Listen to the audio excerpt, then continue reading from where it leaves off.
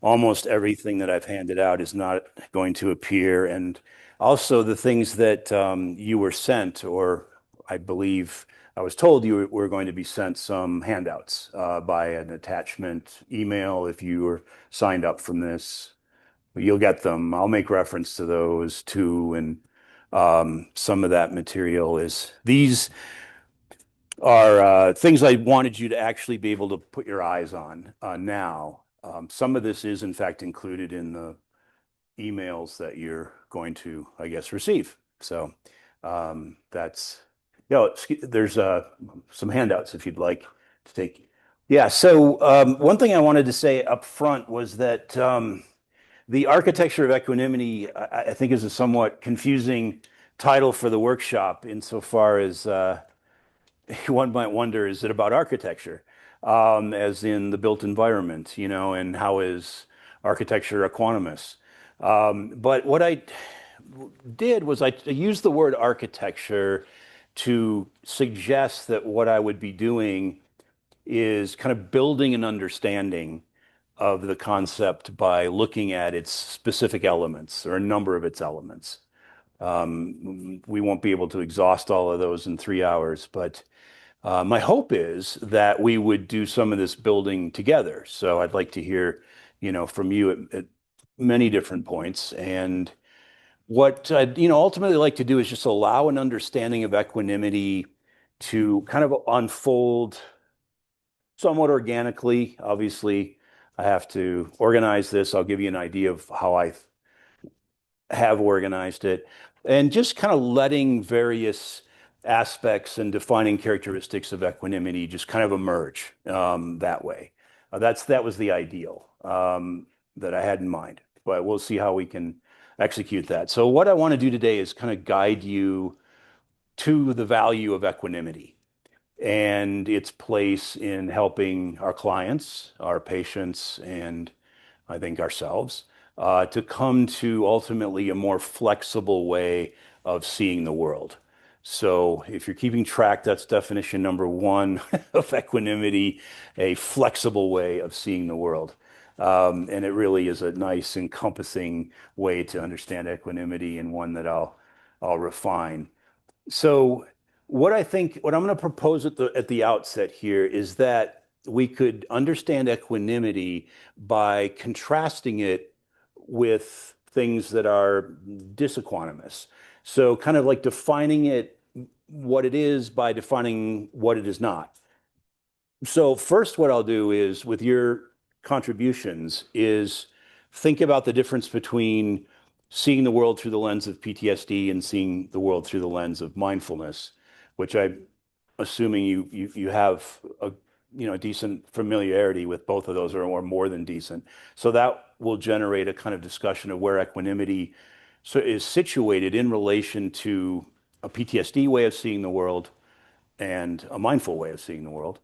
And then I want to contrast equanimity to a couple of very disequanimous ways of seeing the world that are going to be kind of dramatic examples of two rare neurological conditions. And so I'll contrast that, something I did in the book as well. And then what I'd like to do is then move to some conceptual understandings, both modern and ancient, and Eastern and Western, and try to understand, first of all, how equanimity is understood by contemporary researchers. So I'll cover a bit of that. And then secondly, how equanimity and its related concepts appear in both Eastern and Western philosophy. Now, that was the span of the book, and so I really have to be, extremely selective in terms of what I'm going to do there. But I think you'll see a lot of themes emerge that are indeed indebted to Eastern and Western traditions as we go. And then lastly, what I'd like to do is move to some specific problems in living, as it were, that equanimity may ultimately address for us. So I would like to look at the general problem of cause and effect, especially as it appears in the psychology of anger, depression, trauma, anxiety. So cause and effect, and then look at biases, and sort of the mental shortcuts or heuristics that we all take, and understand sort of equanimity in relation to some biases. And then lastly, our mortality. I think that might be a fitting fitting ending for everything. But yeah, so I'll look at that, and anything else that comes up, honestly. I mean, if I really would love to have you contribute as much as you feel comfortable contributing throughout this discussion. I mean, I would be happy to just riff on what you're saying, rather than be guided by some of the notes that I have. But that's, I'll have to map out equanimity for us, right, before we really get a discussion going. So I'll assume that task. But they did ask if you do have a question, either to shout it or move to a microphone so that the people who are on Zoom, I guess, can actually hear you. So yeah, does anybody have anything you would like to ask or comment on at this point, or everybody comfortable? If you're coming in now, there's some handouts that you, sorry? Yes, it is. Yeah, feel free to take, there's four handouts. I made 15 copies, so if you are sitting next to somebody, I might ask you to share then, if that's okay. Um, yeah. All right. Yeah. You might want to look, yeah, on somebody's, okay. So let's go to the whiteboard. Um, this is actually an exercise that I do with veterans that I work with. So I'm full time at the VA, and then I have a private practice. And I teach a class called Mindfulness and PTSD, which is really honestly equanimity and PTSD and how equanimity can help them. But one thing I like to do is kind of set up a contrast between mindfulness, which again, I'm sure all of you have a decent or better familiarity, and then PTSD, the same, right? I'm sure you have a very good understanding of that. And so what I wanted to do was sort of contrast these two specifically as ways of seeing the world. In other words, we're looking at kind of a phenomenology of these two things. So not a DSM checklist sort of thing where these are the symptoms of PTSD, but more like, how does PTSD function as a kind of lens through which those people who suffer from it see the world? Does that make sense? Like, what is the world like for them? And then what is the world like for those who, I don't know, have taken mindfulness workshops and meditate and practice mindfulness? What does the world look like from their perspective? Or, through that lens. Does that make sense? Everybody? Yeah. So we could, we'll start with PTSD. We can move back and forth. That's fine. And just sort of give me some bullet points, as it were, that we could think about. So somebody who has PTSD, how do they see the world? And then I'll suggest how equanimity kind of fits in here. So yeah, and just anything. It occurred to me when you said like the lens, like a wide angle lens with the mindfulness and a really narrow focus on threat, danger, negative feeling. Yes. Outcomes. Yeah, no, I think that's absolutely crucial to understanding it, and that's something, yeah, that I really emphasize with PTSD, right? So one could say, right, both people have in common the fact that they're observing, right? So if you're practicing mindfulness, you're observing your inner experience as well as perhaps sounds in the room, something exterior. PTSD people, right, will tell you in a heartbeat that they are observing everything as well. Only the difference is the narrowness and specificity, right, of somebody with PTSD versus the kind of holistic way of seeing that characterizes somebody who's looking through the lens of mindfulness. Yeah, yeah. Anything related to that or other things? Yeah, yeah, yeah. PTSD is sort of subconscious, not really focusing awareness, but it's coming out in the kind of uncontrollable way. Mm, yeah, yeah, It's, a metacognition where you're like looking at your body and mind in a focused, direct way, whereas I yeah, think of PTSD is more uncontrollable and mindfulness is sort of more controlled.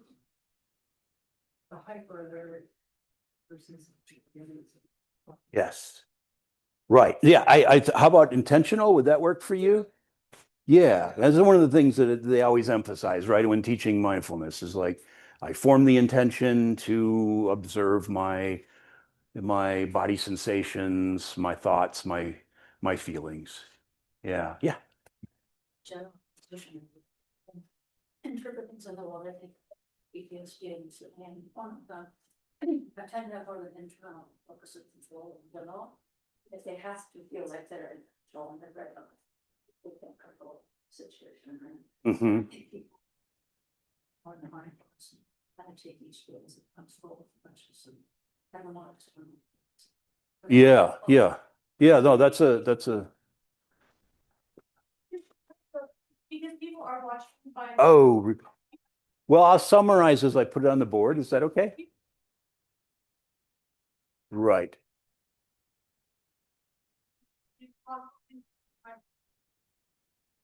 Yeah, but it's not really a question, it's a comment, right? So in this case, yeah, so right. Okay, so what we are pointing to here is the external locus of control versus a more internal.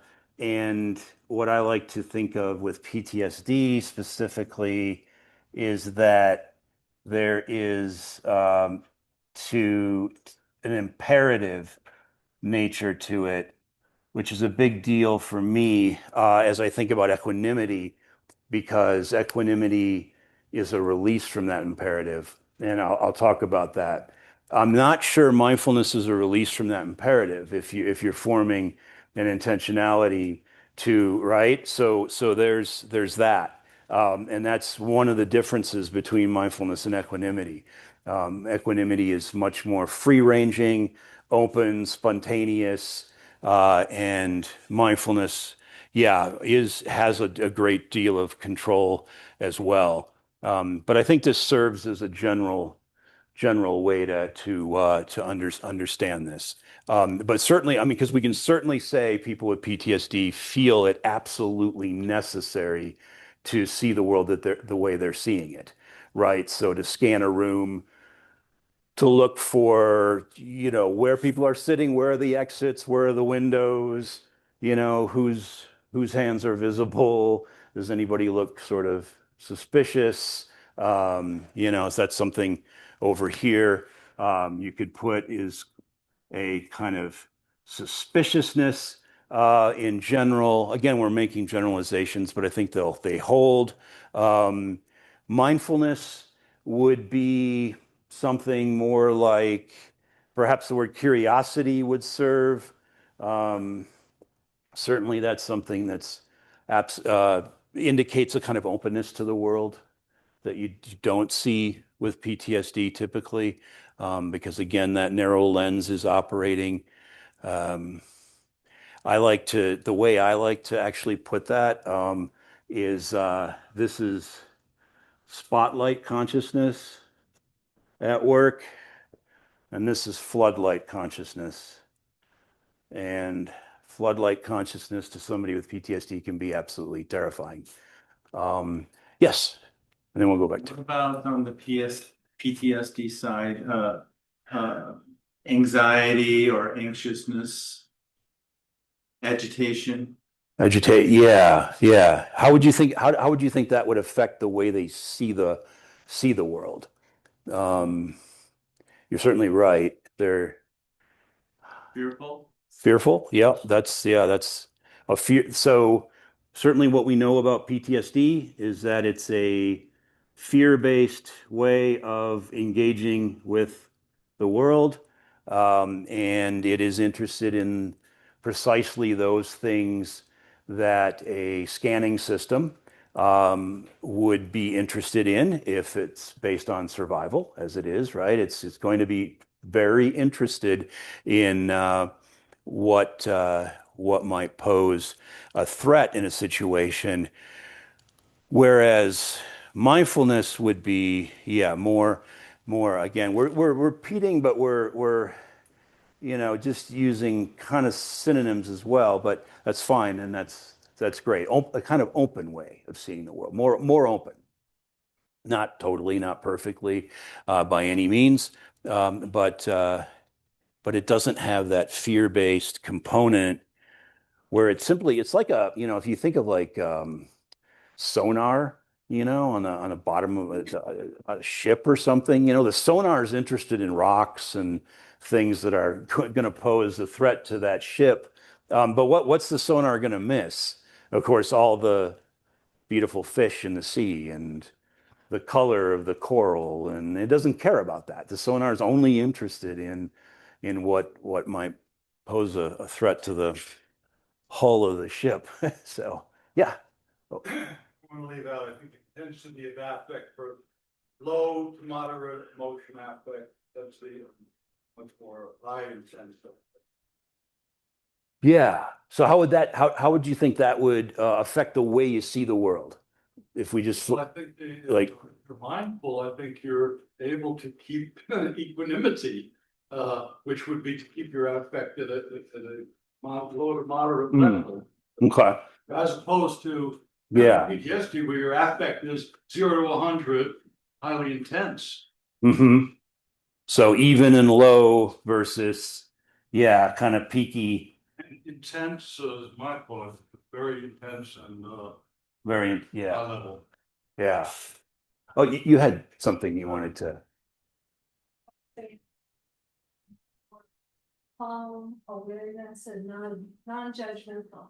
yeah, PTSD, you're judging everything all the time. yeah. That's very good. So typically, right. So non-evaluative. Hopefully y'all can read my writing here. Okay. Non-evaluative versus evaluative, but I think of a better word. What's that? Judgment. Judgmental. Yeah, it can be very, yeah, PTSD can be judgmental for sure. Because things have to happen very quickly, right? I mean, once the amygdala sounds a certain alarm, things have to go very fast. And so it's going to be, like you said, intense. And that judgment has to be made very fast. It's a snap judgment, typically. I mean, there's not going to be a debate, an internal debate, whether this thing is or is not posing a threat. It's going to be a more a very fast assessment, right, of things. Yeah, other things that you guys can think of as ways of seeing the world. Yeah. So the PTSD might be the threat mode or the negativity bias. Right. And the mindfulness or equanimity would be that of awe and gratitude. Yes. Negativity bias is what we're talking about, to summarize for those at home. Negativity bias. And then here, like you're saying, perhaps a more grateful way of seeing the world. And what was the other? Well, awe. Awe. Yeah. Okay. Awe. Right. Right. It's somebody with PTSD will struggle a bit with appreciating something as awesome, right? As awe Would be filled. awful. Awful, yeah, yeah, which is etymologically related, I believe. Yes, awesome and awful, yeah, although we use them differently. Yeah, yeah. So what else? Let's see. I had a few things probably. Fatigue. Fatigue. Restfulness. Yeah, yeah. PTSD, difficulty falling asleep, etc. Mm, Restfulness and equanimity. yeah. Okay. Yeah. Restful, and here a more, Exhaustion, fatigue. yeah, kind of burned out, fatigue. Yeah. I mean, you hear a lot of, as you work with veterans, with PTSD or anyone with PTSD, they might take a shorthand and say, I don't like crowds because I don't like people. And I usually call bullshit on that and say, I don't think that's the problem. I think the problem is that when you're in a crowd, it is fatiguing because if you're going to stay in that crowd, then you have to do an enormous amount of scanning and calculating and so forth. And after that's there's simply too many variables. I mean, to really put it clearly, PTSD cannot handle a lot of variables. I mean, most of us can't, to be honest. But it's like, okay, I want to leave this crowd right now because there's simply too many variables. Yes. Hypervigilant. Yes, the hypervigilance. Yes. Yep. Yep. So I am on alert, it's a P, hyper vigilance, yes. And vigilance, the word vigilance, right, means to look, to observe, right? So we have, yeah. So we have a kind of, I think a good, yeah. Anything else you guys want to add? I mean, yes, there's, Guessing that this PTSD is more of a survival. The mindfulness is more of a community. In the sense of mindfulness, the purpose is to connect stay to, in community and peace, mhm, or looking for calmness. yeah, PTSD is survival. hmm highly individual. So PTSD, the comment was regarding kind of the individuality and the survivable dimensions of what PTSD involves, and then mindfulness being more, yeah, community. Just for fun, I'll just put the Sanskrit word there, Sangha, right? A Sangha is a community, a group that you belong to. And yeah, I mean, the big emphasis, right, in mindful practice on cultivating the Sangha as one of the pillars, really, of what mindfulness is for in the classic traditional teachings. Yeah. And with the individual, there's a sense of isolation that, especially with veterans, that Right. it's hard for others to comprehend what they've been through, so they can't talk to everybody. Right. Right. Sense of isolation, the mindfulness side, PTSD, again, that kind of perhaps connection, curiosity. Um, Sometimes this is something I talk about a lot in the group. I'll simply say being is on this side, being is related to mindfulness, and over here, all these things you guys have been talking about is doing, right?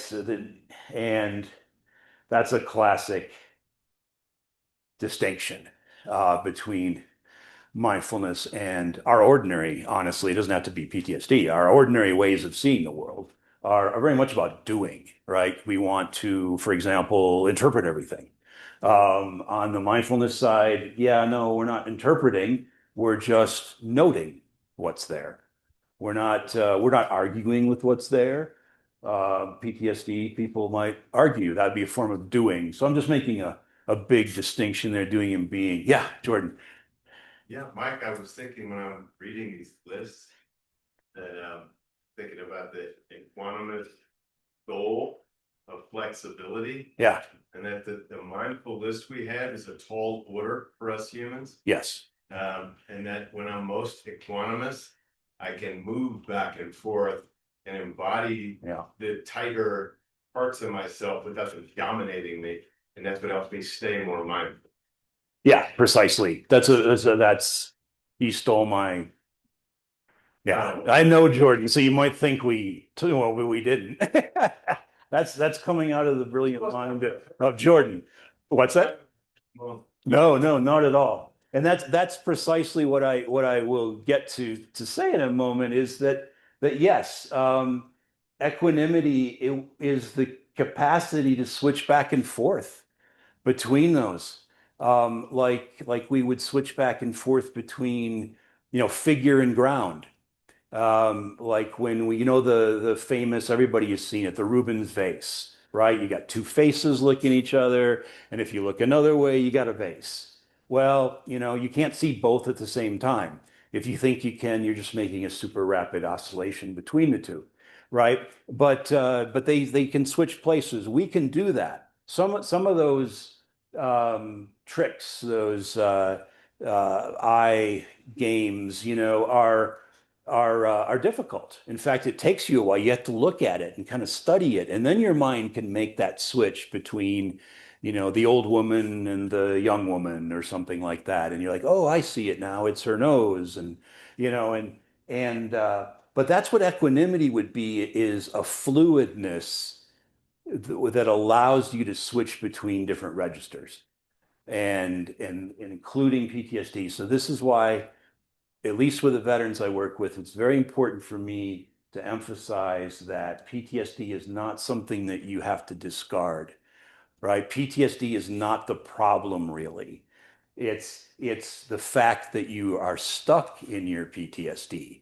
So that's a different problem. Stuckness is a completely different problem. Same with depression. That's a different problem. And mindfulness can help you get unstuck, no doubt. And I think equanimity is a powerful means of getting unstuck as well. I think it's more so in the sense that equanimity is very much about that problem itself. Kind of like what Jordan's saying, it gives you the freedom to move between those two. And for those of you who know acceptance and commitment therapy, you might be jiving with what I'm saying, because acceptance and commitment therapy is completely about, getting unstuck, right? And not necessarily,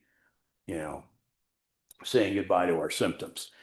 Certainly, if you're working with somebody with chronic pain, it's not really, from our point of view as therapists, right? What we can help somebody do, though, is to get unstuck from the thoughts that they have about their pain and all of that, and give them some freedom back, some mental, psychological freedom, flexibility as well. Yeah, yeah. Other other comments?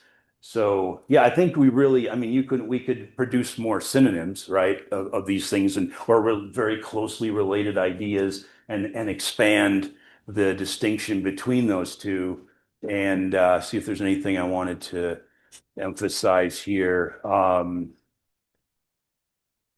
Prejudgment of the world on the PTSD side was something that I was thinking about. Um, Negativity bias, yeah, compulsion. I think that's where is that? That's kind of like this. I mean, so many of these words that we've used, like intensity, uncontrollability, imperativeness, that was my word, but the internal, yeah, they all gesture in that direction, right? Of something being really like driven, and sort of compulsive. And I'm not using that in a clinical sense at all, but I'm just generally there's a compulsivity to the PTSD side. Unlike on the mindfulness where we've got curiosity. Curiosity is not compulsive. I guess you could be compulsively curious, I suppose. Be kind of interesting. But yeah. So, okay. So what about equanimity? I guess like I'll erase that. I'll have to at some point, so we'll use the board again. But so equanimity is basically, like I said, allowing for figure and ground to oscillate fluidly as you apprehend the whole, right? As you look at the whole thing. So if I'm looking at the Rubin vase faces, right, I'm seeing the whole thing, but then I'm keying on the vase, and then I'm keying on the two faces looking at each other, and I'm allowing those to switch. And so I have a kind of fluidity of field and focus would be another way to put it. Sometimes in the world of vision, we talk about peripheral vision, right? And foveal vision, right? Foveal is that very specific. That would be the PTSD side. Mindfulness, we could throw the adjective peripheral there, and that would be nicely explanatory. So in general, what I'll suggest, like I say, I'll refine this definition of equanimity, but equanimity offers us space for a kind of mobile awareness that ultimately is liberated from from telos, or the end, or the I'll explain this, what I mean by this. There isn't an end game with equanimity. It's an ongoing process. It's like, it would be close to what is known as a Tao. You know, it's a way, is what it is. It's not an achievement. So let me share with you a story that you don't have a copy of, but it's short and simple, and I'd like to get your opinion, your views on this story, because I think it expresses equanimity in an interesting way. And this is the story of the invention of shoes. And it goes like this. There's an ancient story of how shoes came to be invented. Once upon a time, a long, long time ago, it seems, there was a princess who, while walking one day, stubbed her toe on a root that was sticking out, a tree root that was sticking out in her path. And very vexed, she went to the prime minister and insisted that he draw up an edict immediately declaring that the entire kingdom should be paved in leather, so that no one would ever have to suffer the indignity and pain of stubbing a toe again. Now, the prime minister knew that the king always wanted to please his daughter in any way, and would very likely order that the whole kingdom be covered in leather. But the prime minister saw that that might solve the problem, and it would. Let's be honest, that would solve the problem. And it would make the princess happy, and it would save everyone from having stubbed toes, but it would be deeply problematic in many ways, to say nothing of extremely expensive. But so thinking very quickly, and one could say on his feet, the prime minister said, "Well, look, I've got it. I've got a good idea. Instead of covering the whole kingdom in leather, Your Highness, why don't we craft a piece of leather shaped, or a couple pieces of leather shaped to your feet, and attach them in some suitable way. And then wherever you go, your feet will have protection at the point of contact with the ground, and we will not have to incur such a large expense and forego the sweetness of the earth." And the princess was very pleased with this suggestion, and so that's how shoes came into the world, and much folly was averted. I think this is a really kind of fun story, and it's one that John Kabat-Zinn draws upon, and that's where I got it from. And I think it reveals some insights about how our minds work. And so, what do you see? I mean, even based on, we could say the poor princess, you know, had, if not clinical PTSD, she was traumatized by her stubbed toe, and she wanted a solution to this problem. And her solution was cover the whole thing. And that's not unlike what perhaps somebody with PTSD or my veterans might say, you know, just get rid of all people, you know, get all cars off the road so they don't, you know, anger me when they cut me off, and all of that sort of stuff. But yeah, what do you see in this story that about the invention of shoes that that allows for maybe an understanding of equanimity and the minister's solution? Yeah. I think we're all prone to projecting our negativities out onto So something that we can dump onto whatever we can possibly dump our negativities onto, we do. We have that ability or that tendency. mhm. Yeah, so the comment is right. We all have the capacity to just externalize and dump onto the world that which we are carrying. She was, you know, we could think of the princess as carrying some pain, and so she wanted this total solution to the problem. And yeah, what is it that's unique about the minister's solution, though? That in light of the fact that you could, because the king would have done it, he would have covered the whole world or kingdom with leather. Yeah. We also did Yes. solve some of these real problems. Right. Right. Yeah. So the leather meets the road there, the ground, in a way that's very, again, flexible. Right? I mean, it's a flexible way. If I cover the entire world with leather, then, there's really no need for any flexibility because it's all one thing. I've turned the world into a kind of monolith, right? It's just one, continuous thing.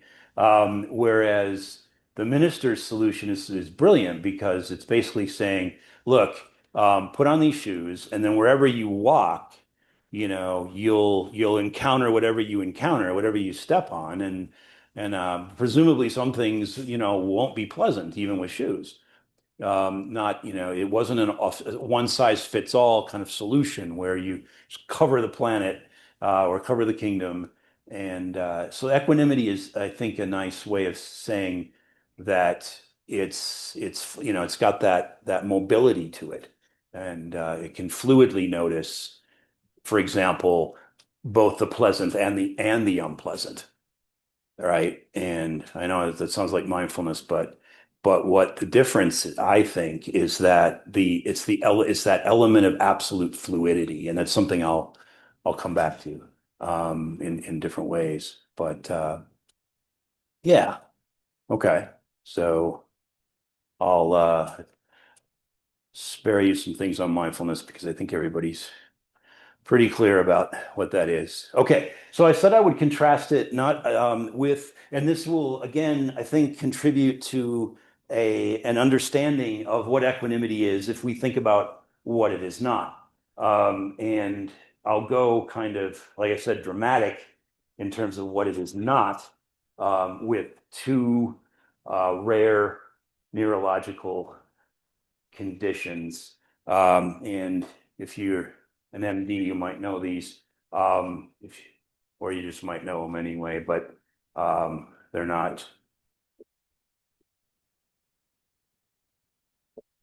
common parlance really, because they are really rare. Simultagnosia, right? If you know, and then the other one, I'll define these, but is achinotopsia. Achinotopsia. Okay. Two rare neurological conditions.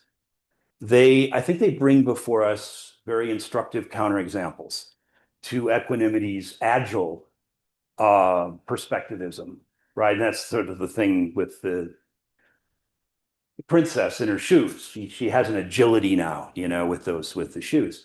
And they equanimity works in a way, as you'll see, completely opposite from those people who suffer from these specific visio-perceptual disorders. That's what they do. They actually change the way you see the world, and I'll show you. That's pretty interesting, and that's why I wanted to write about it because they're so fascinating. So agnosias, they're both agnosias in the general sense is that they distort the sensory field. They distort the sensory field. And so the disorder known as simultagnosia, the first one up there, is recognizable due to its piecemeal perception. It's a piecemeal way of seeing the world. So in other words, a person who suffers from simultagnosia cannot take in the world at once. They have to go piece by piece. That's right. So that you can see the word simul in there, meaning, like simultaneous. They can't do that. Achinotopsic people cannot detect motion. They cannot detect motion despite having visual acuity. So they can see things at rest just fine, just like you and I can. But what they can't do is, for example, see a car moving toward them in any other way except that it jumps from point to point. It's not a fluid, smooth movement. It's a jump motion, right? From one location to the other. And the simultagnosic people, so they can't grasp the full array. Like if they were looking at a flower bed, they would just see one flower at a time. They would not see the flower bed. And this is a defect in spatial processing. And both of them are a kind of general failure to sustain a kind of macro mode of attention. They can't see across things very well. This is what Goethe called a Bildung. They can't see things. What they see are like we link things up in associative threads. They can't do that. You see, they're focused on points of interest. So what we do completely involuntarily and instantly, because we don't have presumably simultagnosia or akinetopsia, at levels below our intentional awareness, is we can compose rich tapestries of elements in our world. These people they cannot. And so what I'm suggesting, and I'll give you a couple of great examples of patients who suffer from these, is that so equanimity is really this kind of expansive form of seeing the world in a kind of effortless way. And these people have to work very hard. So, okay, so a very famous case of simultagnosia appeared in the 1940s in the medical literature. And this was an article that subsequently led to a lot of commentary and including follow-up with this woman. And it was pivotal to knowledge about the brain and perception. And as you guys, I'm sure, know that, much of our knowledge about the brain is actually from the study of brain damaged subjects. So here we have a woman who was 22 years old at the time, and she suffered from carbon monoxide poisoning. She was a survivor of the Coconut Grove nightclub fire in Boston, which killed over 500 people during the Second World War. It's a massive event. She survived, and after her injury, this young woman could only describe her experience in these piecemeal terms. So when she was presented with any complex scene, she would only describe isolated elements of it, features. She was unable to give an overview of how the interaction was going. So if she saw three people talking, for example, she wouldn't be able to comprehend how those people are actually interacting. She would just be able to follow one and then another. In a famous moment in this woman's treatment, and she did recover in almost completely. She was given a toy. It was a little 4-inch green toy battleship, plastic battleship. And she was asked to tell the doctor what she was holding in her hand. And she looked at this little toy battleship. And first she said, "Oh, it's a fountain pen." And then she said, "It's a green knife." And then she said, finally, that it's a boat. And she offered this explanation. She said, "At first I saw the front part. It looked like a fountain pen because it was shaped like a fountain pen. And then it looked like a knife because it was so sharp. But I thought it couldn't be a knife because it was green. Then I saw the spokes, and that was shaped like a boat, like in a movie where I had seen boats. It had too many spokes to be a knife or a fountain pen." So she had to put all that together. Like we would do that instantly, right? So she has to assimilate what would normally be considered for us as the whole object. She had to take it piece by piece and get to the answer, which was that it was a boat. And it took her about 3 or 4 seconds to get from pen to boat. Okay, she would generate these hypotheses, right, and test them. And so if you have submultignosia, you're viewing the world in a kind of chaotic way, in a chaotic fashion, because you're unable to assimilate elements of that world that would give you a sense of its coherence. Yeah, so these simultaneously people lack a kind of perceptual intelligence that somebody with an equanimous way of seeing the world would be able to take in smoothly, right? They would be able to apprehend the world in a very smooth way and be able to occupy multiple perspectives in one go, where she was able to occupy multiple perspectives, but she had to do it in this very serial kind of fashion. Yeah. So that's what that looks like in terms of the way in which somebody with simultagnosia kind of forfeits a flexibility about the world, right? Because they might be well, for if we wanted to extrapolate from simultagnosia to the people who don't have it, it would be like being very closed-minded about something, very closed-minded, and or being, taking another extreme example, being a paranoid psychotic, for example. Well, what's important here is that equanimity kind of mobilizes a knowledge about the world that includes a lot of events as they flow, um, and they're not broken up. And so achinotopsia people have a broken up way of seeing it. Achinotopsia is known as motion blindness, essentially, and it often follows from brain damage to the motor center in the cerebral cortex. And in 1978, there's a very famous case of a 43-year-old woman who was admitted to hospital, and she was suffering from a loss of movement vision. She couldn't see things. And she had trouble, for example, pouring tea or coffee into a cup because the liquid appeared as if it were frozen, like a kind of glacier, right?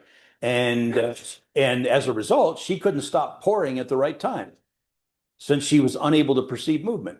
She couldn't into the cup or coming out of the pot. And in a room where two people, this is interesting, in a room where more than two people were walking, she felt very insecure and very unwell. This I'm quoting from an article. And she usually left the room immediately because people were suddenly here or there, and she hadn't seen them moving. So this is why she couldn't cross the street successfully, because she couldn't judge the speed of a car, right? So she could see a car, she knew it was a car, but she said, when I'm looking at the car first, it seems very far away, but then when I want to cross the road, suddenly the car is very near. And she gradually learned to estimate the distance of moving vehicles by using sound. That was the way she had to compensate for her lack of visual motion perception. Does that make sense? Yeah. Bat. What's up? A bat. A bat. Oh yeah, that's interesting. Yes. Right. Yeah. Yeah. So the undamaged brain, which might be characteristic of somebody with, who's practicing mindfulness or equanimity in our case here, would be able to create a seamless flow out of the images that the world presents us, because that's what the world's doing all the time, right? It's presenting us with a constant flow of images. And we, generally speaking, don't have too much problem with that. It's a right hemispheric skill, right? It's your right hemisphere, which is putting that together. That's sort of a story. And the achinotopsic people are kind of replacing the flow of images with static scenes and dislocated sequences. Yeah. So basically, what I kind of would like to say, I guess, is that these disorders, these visuoperceptual disorders, correspond at a experiential or phenomenological level to total disequanimity. And it's the kind of disequanimity that one would expect if the left hemisphere was running the show. It's exactly what would happen. And if it were possible for the left hemisphere to act independently of the right, this is what we'd get. And I don't know if any of you have ever read any Ian McGilchrist. Ian McGilchrist is a very interesting historian, really, as well as kind of, he's a cultural, psychological, philosophical historian of the relationship of the hemispheres. And he has this very interesting commentary on what happens if you do suppress the right hemisphere with the left, if the left is suppressing the right. And the answer is things don't go very well, is the answer. In fact, what he does is he looks over the course of human history and he says right now, and I think he's accurate. I know we're not supposed to make any political comments, so I'm not making a political comment at all. But he says we are in the thrall of a left hemispheric vision of the world. And he says this isn't the only moment of thraldom to the left hemisphere. I mean, there's been many different periods, and they've usually been, or they have been followed by resurgences of the right hemisphere.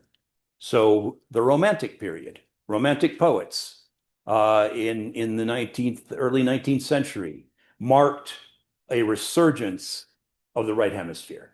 You see, it's kind of like this flow, this rise and fall of things. So that's encouraging. We can take away perhaps a message from me and McGilchrist.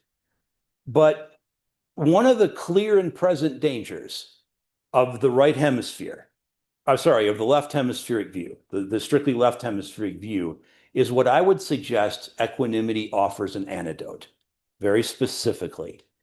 Namely, it's a devitalized consciousness, which would be left hemispheric, which is oblivious to integrative ways of seeing things, integrative modes of attention.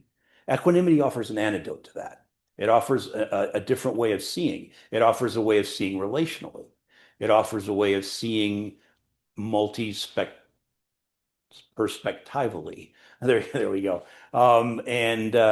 So if the actual opposite of a world that is seen with equanimous vision would be a world where vital flow of the world is turned into bits and pieces, for example, where holistic and original thinking ends up into being switched into bureaucratic rationalities, which are recognizable largely by their persistency and reduplication.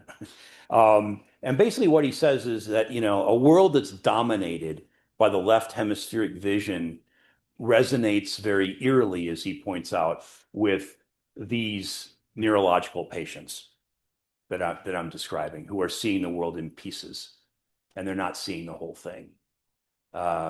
So, yeah.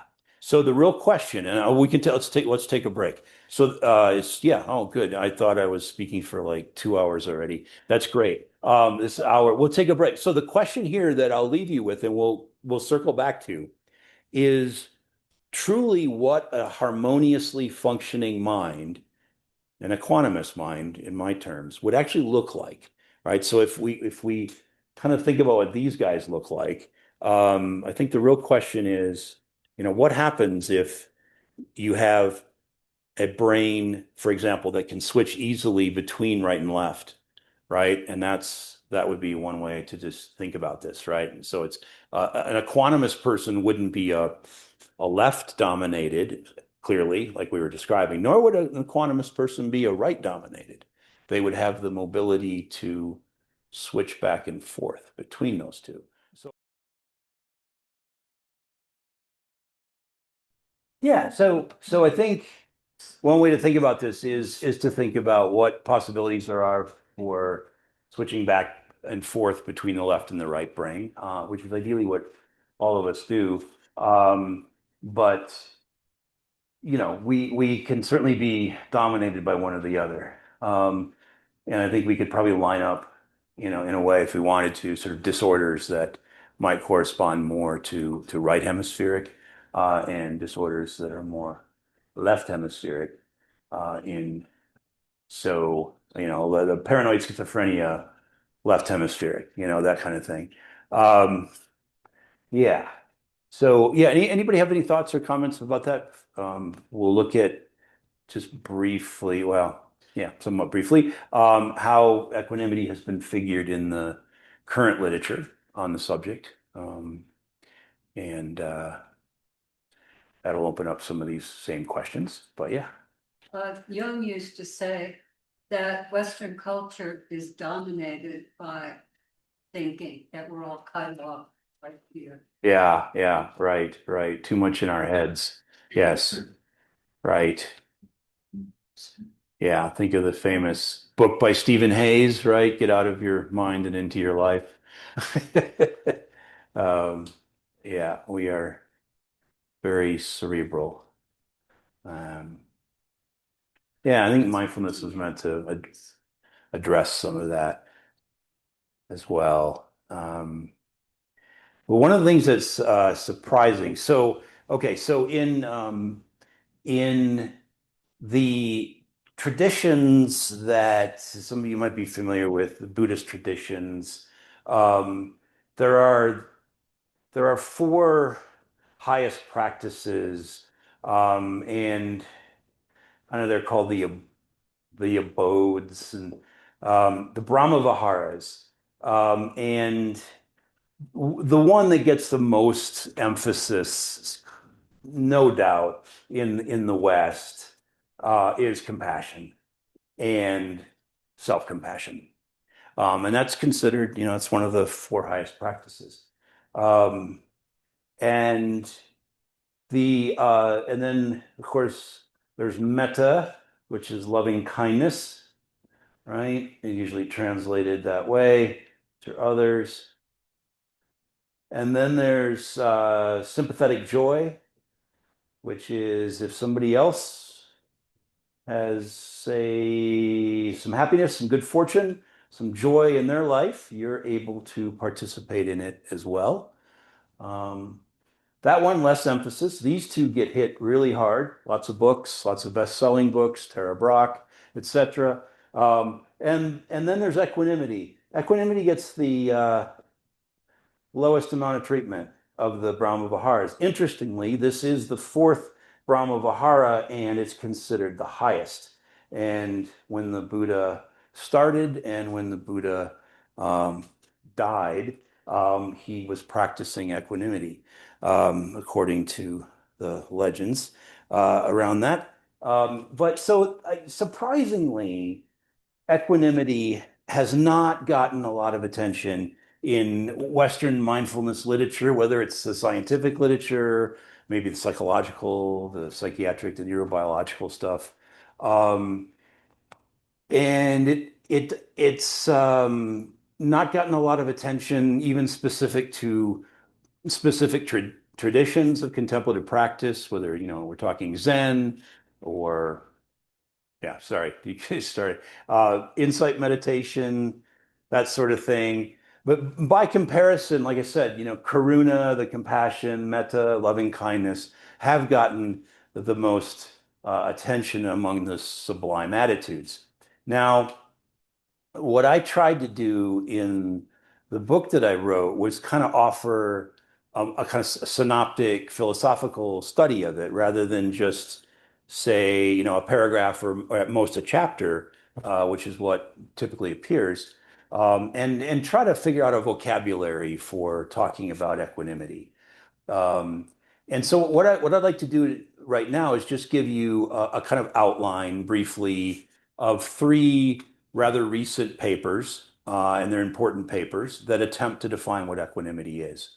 And the first two that I'll look at, they undertake an explicit integration of traditional Buddhist thought and psychological science. They're very explicit about that. And they both underscore that equanimity is its own concept. It's a separate concept. It's worthy of investigation. We shouldn't confuse it with mindfulness. They will tell you.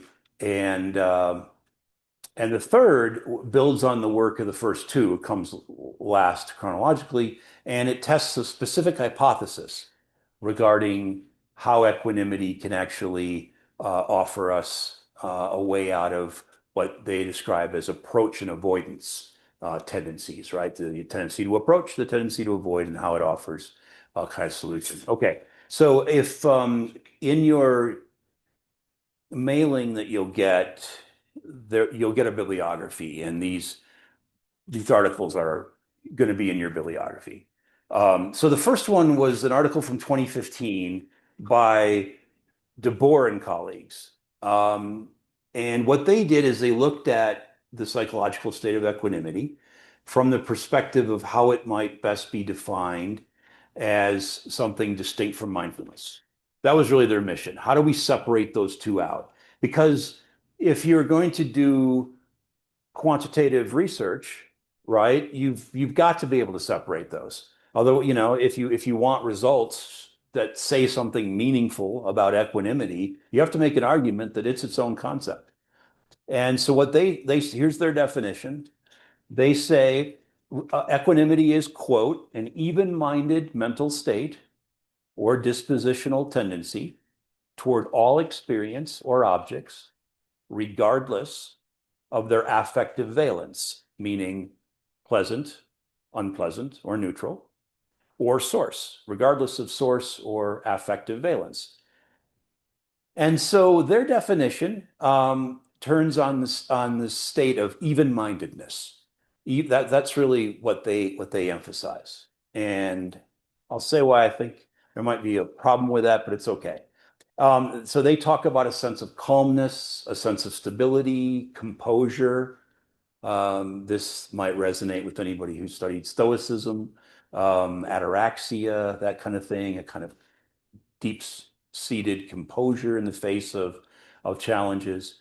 And they link it to impartiality specifically, right? Which is a big deal in mindfulness, right? To be impartial, where, you know, the experience of unpleasant thoughts and emotions occurs without efforts to avoid them, without efforts to repress them, or in other words, you know, silence them in some way, deny them, that kind of thing, right? Makes sense. And also with something pleasant, something you might want to hold on to because it brings you joy or brings you a sense of happiness, something like that. They would say about those, there's no intense need to prolong that feeling of joy. You can have your joy, but if you're prolonging it, now you've slipped out of equanimity. You're kind of overexcited. You're artificially prolonging something that's, you know, that's good, but, you know. So and they tidily summarize it very neatly. They say equanimity enables a skillful emotional response to the full range of feeling tones.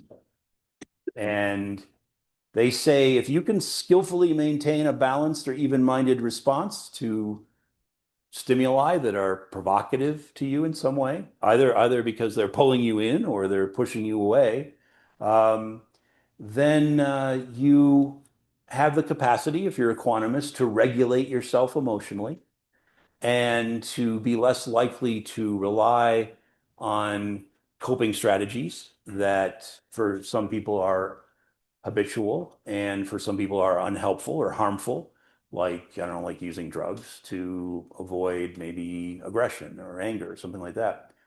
And what they suggest is that if you're equanimous, it's a special form of contemplative practice, right? You actually have to practice this. So in my book, I disagree with that. In this talk, I'll agree with it because I'm actually going to give you some practices. Uh, but because basically I want to really, yeah, well, we can go down that road a little bit. But And I will. I'll explain what I mean by that. But so they say it's a form of contemplative practice. It's distinguished from mindfulness. It's even though the terms that they use to describe equanimity are precisely the terms that we use to describe mindfulness, such as acceptance, letting go, non-judgment. They use all those terms. Mindfulness people use those too. And basically, what they want to say is, look, mindfulness is conscious awareness of what's happening in the experiential field. Equanimity is different because it allows awareness to be even and unbiased by facilitating non-attachment and non-resistance. So they're really trying to refine it a bit. Although, I could say that overlaps with mindfulness too, and I think it does. Because here's my take on their essay. Basically, is that if we have a capacious definition of mindfulness, any distinctions that are made in that essay just don't seem to hold. They're overstated. I mean, like I even said at the beginning here, when I teach mindfulness, I always say, like, if one could be fully mindful, which is to say openly and fluidly and consciously aware of what's happening all the time, then that person would, by the same process, be evenly and unbiasedly aware. And they'd be equanimous. I mean, it's just like that's why it occurred to me after teaching mindfulness for several years at the VA that actually what I was teaching was equanimity. Even though the thing to do is call it mindfulness. You get more people to sign up for your group if you call it mindfulness.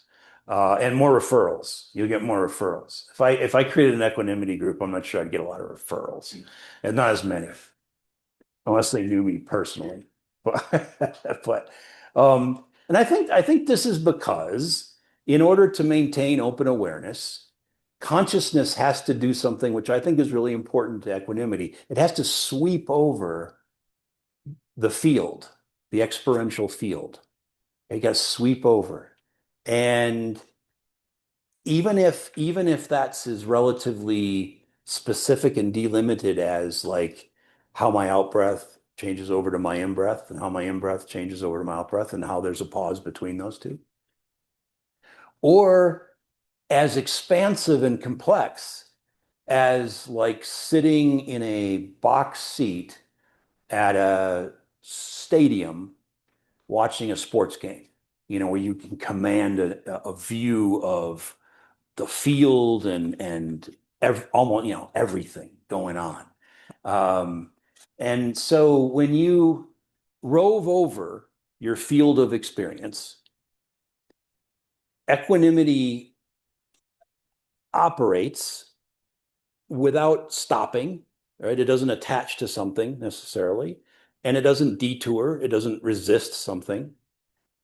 And this is what I think, mindfulness essentially is, because if you're truly mindful, if you're using Marie Langer, or Ellen Langer, Ellen Langer, right, was the one who said that, in her very early definition of mindfulness, she said that it is a fluid shifting between open awareness and focal awareness. And I thought that was the best definition ever, before it got codified by John Kabat-Zinn and other. And his definition's fine, but I'm not going to knock on John Kabat-Zinn. But I'm saying, that was that was so simple. It's like if I can fluidly move between the very open awareness and my focal awareness. She called that mindfulness. I think that's right. And so that made me think, like, is equanimity a kind of gateway to mindfulness, or is mindfulness a gateway to equanimity? I'm not sure I have an answer to that exactly. But I think there's a more radical way to frame equanimity than the way it's framed in that essay. And I'll tell you about that in a minute. So the second essay was published a year later in 2016 by Yuval Hadash and colleagues. And this essay is interesting because it offered a model for conceptualizing equanimity.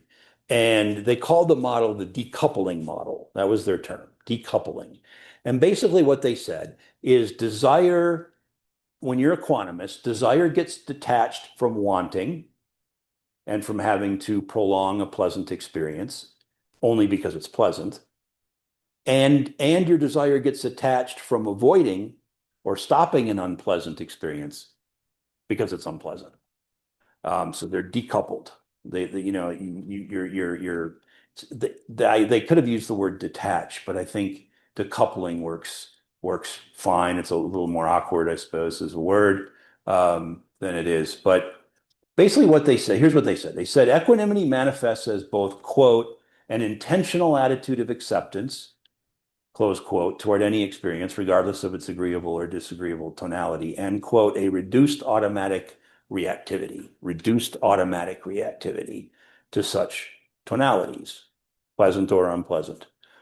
And what they suggest is that, like the other essay, we all have habitual psychological behavioral reactions to certain kinds of hedonic experiences, pleasant, the unpleasant, and stuff like that.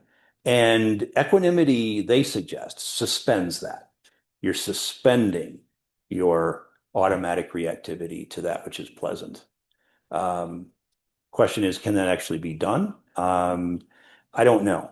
But what their study, though, interestingly, along with some other research that's followed it, supports the efficacy of that suspension, actually, when it comes to experiences like pain.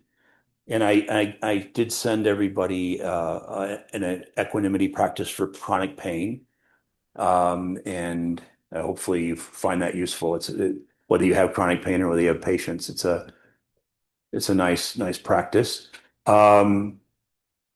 Anxiety. So they researched anxiety as well, and sad mood. I'm going to say what they call it, sad mood. They didn't call it depression, but and basically what they found is there are weaker responses in terms of wanting to stop or avoid something unpleasant. And if you observe a weaker response, you're equanimous. That's basically their definition. Does that make sense? A weaker need, response, desire to stop the unpleasant. Okay. So, like the first essay, they posit equanimity as, and this is what I take issue with a little bit. They posit that equanimity is an intentional skill. And it's one that's synonymous with acceptance, rooted in a negation or a suppression of attachment to something pleasant, or a movement away from an aversion to something that's a resistance to something that's unpleasant.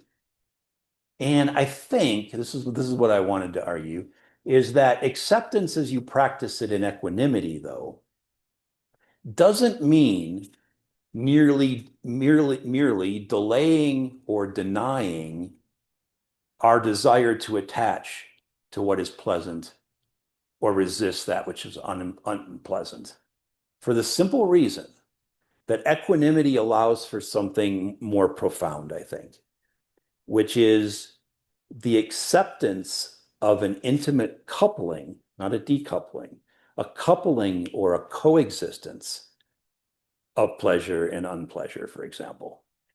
That's what equanimity does. It allows for, does that make sense? Because what they're doing is looking at it as like, okay, you have an unpleasant experience. If you're equanimous, you have less resistance to that unpleasant experience. What they're doing kind of is pulling apart pleasant and unpleasant experiences. I don't think you can do that. You can do it in a laboratory. You can write, you can study it if you want to pull it apart. But are they truly, is pleasure and unpleasure, are they truly, this is a question, are they truly opposed conditions? Because under an equanimous eye, if you're looking at pleasure and unpleasure equanimously, I would argue, and this is what that they're mutually entailed. You can't have one without the other. That it's not, how could I conceive of pleasure if I don't know what unpleasure is? And vice versa. You can't pull them apart. I mean, in a laboratory, yes, you can, but they in the world that we live in, they flow together all the time. They're flowing together, and equanimity appreciates that flow. That's what equanimity is. It loves the flow. It's very Taoistic in that sense. I talk a lot about Taoism in the book, but that's so what I'm trying to do is take a little more expansive view of equanimity as an integrated way of relating to all experience, right? Um, and you can cultivate that as a skill. I mean, no doubt, right? If you can practice it in the context of mindfulness or a specific contemplative tradition, no problem. I don't have any real problem with that. But I also think that true equanimity is completely natural. It's 100% natural.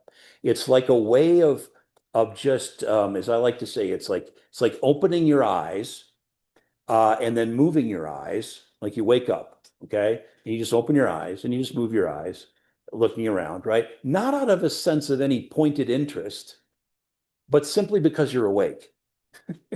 That's what I really think of, and it's close to the way Taoists kind of think about equanimity. I sent you all an article I wrote for Psyche, Eon Psyche. It's a short, like 2,000 word thing, and I talk about the kind of naturalness of equanimity, that it doesn't have to be specifically a practice. So see, these researchers are framing it in that way because they have to, right? Because if you're going to study this, you would have to say these people have received 10 weeks of equanimity training, and we have administered the following measures, right? And then at the end of their training, we have administered the measures, and we see a change, and that's all fine. But that's research, right? That's the way it's conducted. So the third paper by Catherine Juneau, which came out in 2021, basically accepted the findings of the previous research regarding how mindful attention can be applied to negative and positive. And basically what they found is that um, things that you would expect, non-judgment and non-attaching and those kind of things work very well to de-autonomize our responses. And we're not responding automatically anymore. We're responding more lively, and we're just not as intensely. And what they went on to say is that equanimity attenuates the approach and avoidance kind of bias or motivation, right? So it's like, we have an approach toward um, positive stimuli and an avoidance of negative stimuli, right? And one of their experiments, this is kind of interesting. One of their experiments involved exposing test subjects to randomly ordered negative and positively valenced words. So they were just given, like it was say flashcards, but they didn't use flashcards, these computers, but they would flash a word, right? And some of those words would be negative words and some would be positive words. And what they would do in order to measure their equanimity is test how long it took the person basically to push a button that would allow them to move past that negative word. And so if they pushed it real quick, that would show right resistance and avoidance. If it was a positive word and they kind of hung out with that positive word because they liked it, they would push the button in a delayed fashion to get to the next word. Does that make sense? It was kind of interesting. So what they found is that people with high equanimity avoided what they call a compatibility effect. The lower equanimity people, for example, needed a lot more time to approach a negative word than they did a positive one, and they needed more time to approach the positive words as opposed to the negative ones. I mean, they basically they were evaluating very quickly based on how aroused they were, in a negative or positive fashion. And yeah, yeah. question to that is that there is a really big variance on how people respond to Yeah. individual work. There are people that love negative. Right. That's true. That's true. Yeah. Yeah. No, I think they even raised that in the discussion part of the essay where you can't account for that.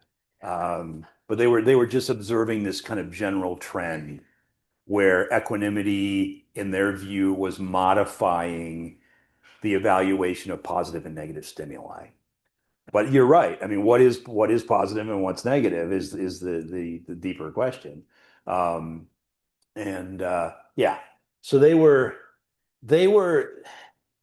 yeah, I think what I would say about this is that equanimity, and I said this in the Eon Psyche piece that I wrote. I said, equanimity is not merely a matter of a weaker evaluative response to something that would normally produce stronger ones. Because I think in the ideal state of, I didn't write this because I think the editor cut it out or something. But I said, like, in the ideal state of equanimity, any word, positive, negative, or neutral, is experienced evenly as no more, if you don't think about this, no more than just a collection of lines and figures on a screen or on a piece of paper. That now I'm talking about an ideal state that we would allow ourselves to see without first trying to interpret it. It's like listening to music without trying to interpret it. Have you ever tried that? Like just listening, even if it has words, it's easier with wordless music. But without trying to use your rational, faculties, and just let the sound come to you.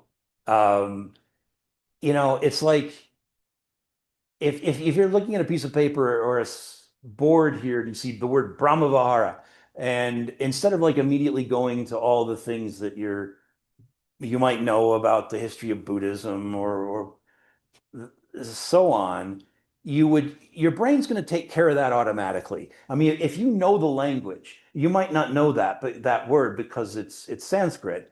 But if you do know the language, right, your brain just takes care of the interpretation automatically.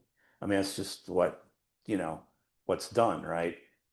It's like it's so in other words, equanimity would be like if I didn't know the language and say I was trying to read a newspaper in Cyrillic, and if you know Cyrillic, then you have to switch to a different example. But and so you're looking at the characters and you're like, okay, I don't know. I can see maybe I see patterns, but you're approaching them as visual forms. They're visible forms, and they invite us like an ink blot does. Right? Think about what ink blots do. They invite us, right, to a multiplicity of interpretations. That's the beauty of the ink blot, right? There isn't just one interpretation for an ink blot. I mean, I think it was Alan Watts who said the world is basically an ink blot.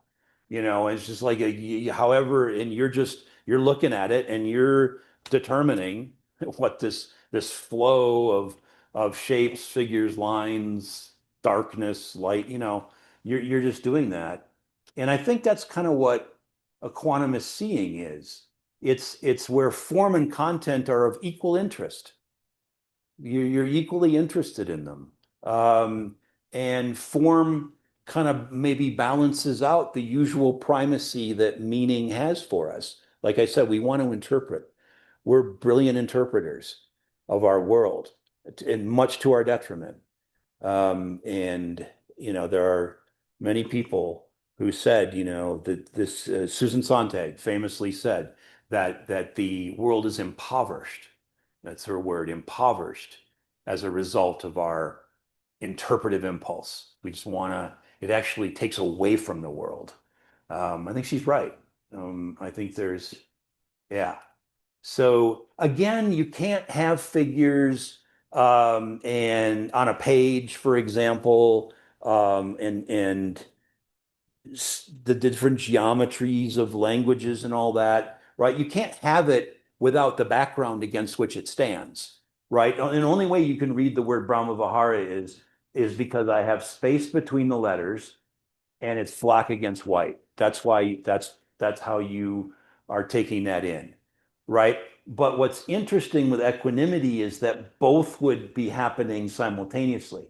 So you would both be taking in the B, but also the space of the upper and lower part of that letter.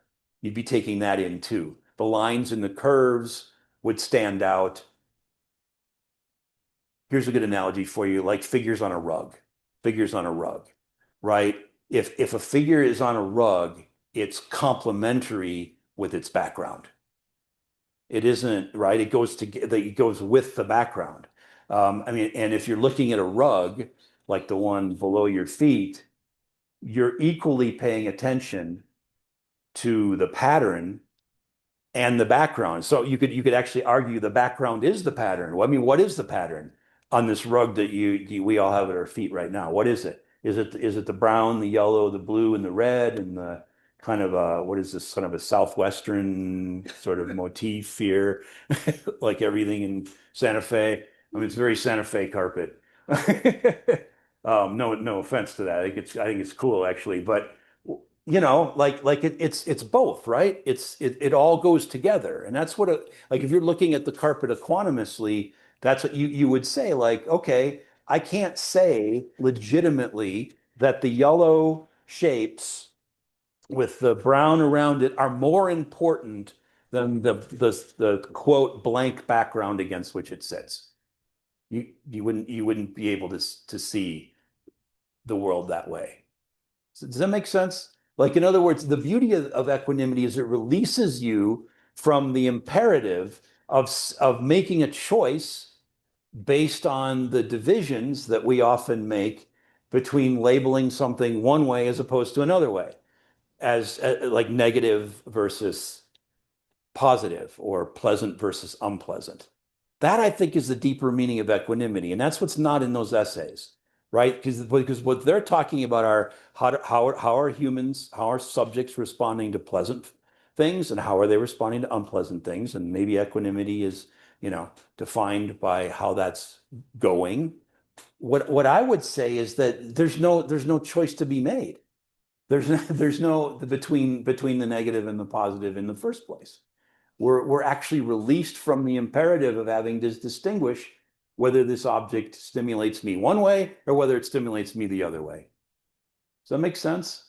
There's not an imperative, but that's what's missing in those articles is that notion. I don't know how you would measure that because, right? But that's probably why they're not talking about it, because these are people who are doing, for the most part, quantitative research, but they're also doing some speculative work because they are trying to define a concept with a long history, with thousands of years of history behind it. Yeah, you say. I appreciate what you were saying about the problem of these studies and trying to define a practice that gets transmitted, measured, all of that. But can we also see that this release or this lack of distinction at a basic fundamental level is also a practice, is also practice. It's not like practice in the same way, but right. But it's also the practice of. Mm-hmm. Yeah. Yeah, that's why I don't have a problem with the handouts they gave you with the practice. We're going to do some practices, I promise. Yeah, no, I think so. Yeah, you're right. Praxis maybe might be a good word, right. Something like that. Yeah. Struggling with equanimity versus ambivalence versus apathy. And I'm like looking at the Brahma Viharas, the first three suggest emotion as part of the Brahma Vihara. Yeah.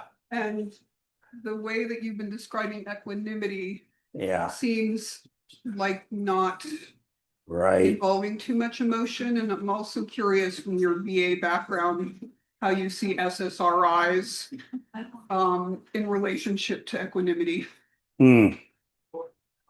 Yeah, so the answer, Okay, so the traditional answer that Buddhists give to this question that was posed to people on TV there was about what possible connections are there between equanimity and apathy, indifference, that kind of thing, right? And non-emotionality, right?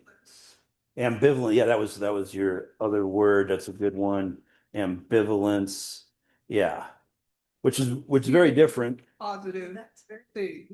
Very different. These three really, we could kind of agree have a good family resemblance, right? And then this guy doesn't. He's the odd man out here, odd person out, in a way. Yeah. So my simple answer to this is that equanimity would be not non-emotionality but pan-emotionality. It would be a kind of freedom to navigate a range of emotion that wouldn't be available, certainly if I were indifferent or apathetic. And this question was the one that the Buddhists actually, you could all say, kind of were very aware of, and actually named them. I think they named one of those. You could look. So each of these guys here, the Brahmaviharas, has a near enemy and a far enemy. And if anybody wants to Google this, you can Google this. Just not misquote me, but one of these. So indifference, I believe, is the near enemy of equanimity. Um, but again, you could Google it. I mean, it's real simple. Just put equanimity and near it. But each one of these, right, has an opposite. So yeah. So the way I conceive of equanimity is that it's a deep engagement with the world, very deep engagement. It's indifference, apathy are not admitted. Emotionality is admitted in all forms. Maybe even dangerously. Actually, this is the thing. I'm actually writing a second book on this where I talk about the ethics of equanimity. I'm really kind of struggling to think through that and what it would actually mean. Like, can you tell a lie equanimously? Um, I, yeah, I'm inclined to think you can, but but I don't know yet. I have to. I want to. I'm thinking all that stuff through the ethics of this. But yeah, why ambivalence? Do you think? Do you hear ambivalence in the discussion so far? What's your what? My Yeah, understanding of ambivalence is like, I could see it that way or I could see it this way. It's all the same to me. yeah, yeah. Yeah, the only thing, yeah, so the only thing I don't like about the ambivalence generally is the ambi part here, like ambidextrous, because it's two, right? And so that is something that I talk quite a bit about is equanimity overcomes binaries, the normal binaries that we construct all the time. And that's a problem for our thinking because we do tend to think in binaries. And we cannot have a binary. I mean, think about this, right? Name a binary that's not hierarchical. Hierarchical. Um, right? So illness and health, hierarchical, right? Male, female, traditionally hierarchical. I mean, they're just name a binary and think of it that it doesn't immediately go to a hierarchy. You got one? East and west. Depending on your perspective, though, yeah, yeah. Like just the fact that it's a direction. Yeah, yeah, yeah, yeah. What do you think? I think all binaries. Yeah. So equanimity releases you from the hierarchy. You don't have to struggle with that. Yeah. About ambivalence is that you are drawn. It's like I have to make a choice. I'm ambivalent. And the other words, you don't have to make the choice. Yes. You have to make a choice, but your point's right. I think that you can't really make a choice, right? It's not Yeah, clear. Well, the awareness that precedes your choice Yeah. would be, in my terms, choiceless awareness. Which actually is a term that's used by all kinds of Krishnamurti loves the term choiceless awareness. I sort of think of equanimity as choiceless awareness, and then I make a choice.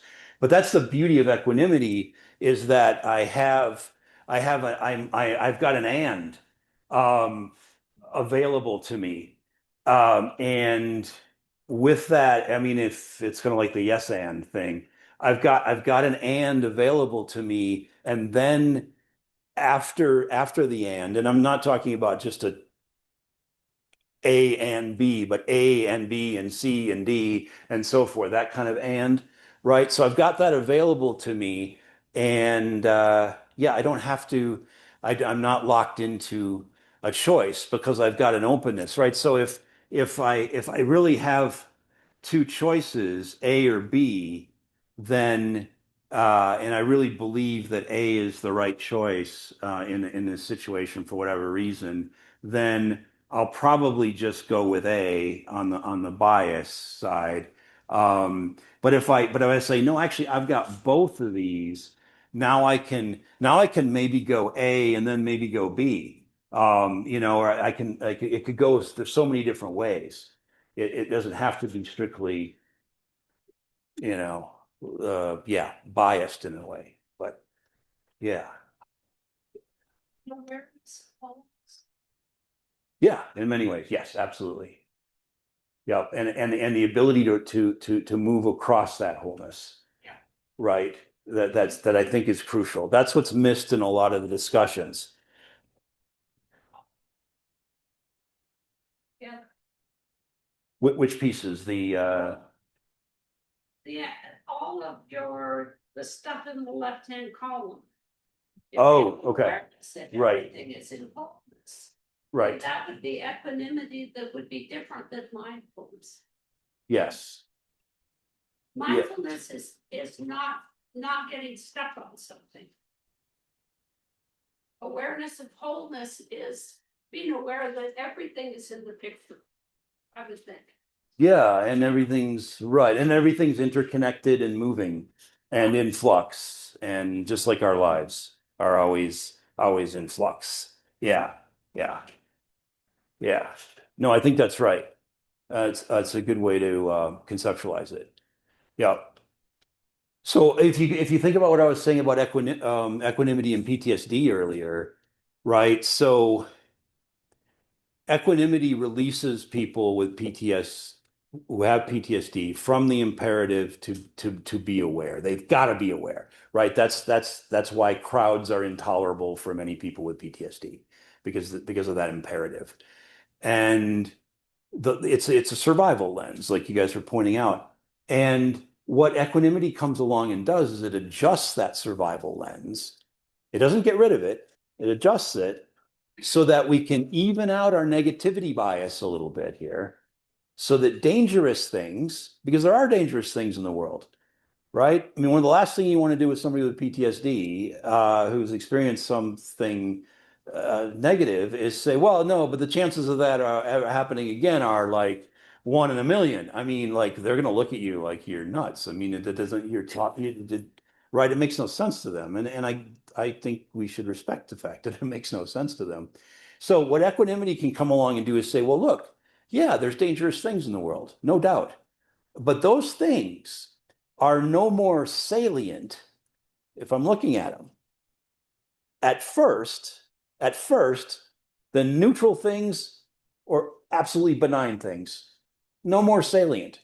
But, so in other words, it's like there's a loosening around a kind of more agile awareness, which decenters this whole looking at the world, right? This PTSD, trauma charged way of looking at the world, a way of seeing.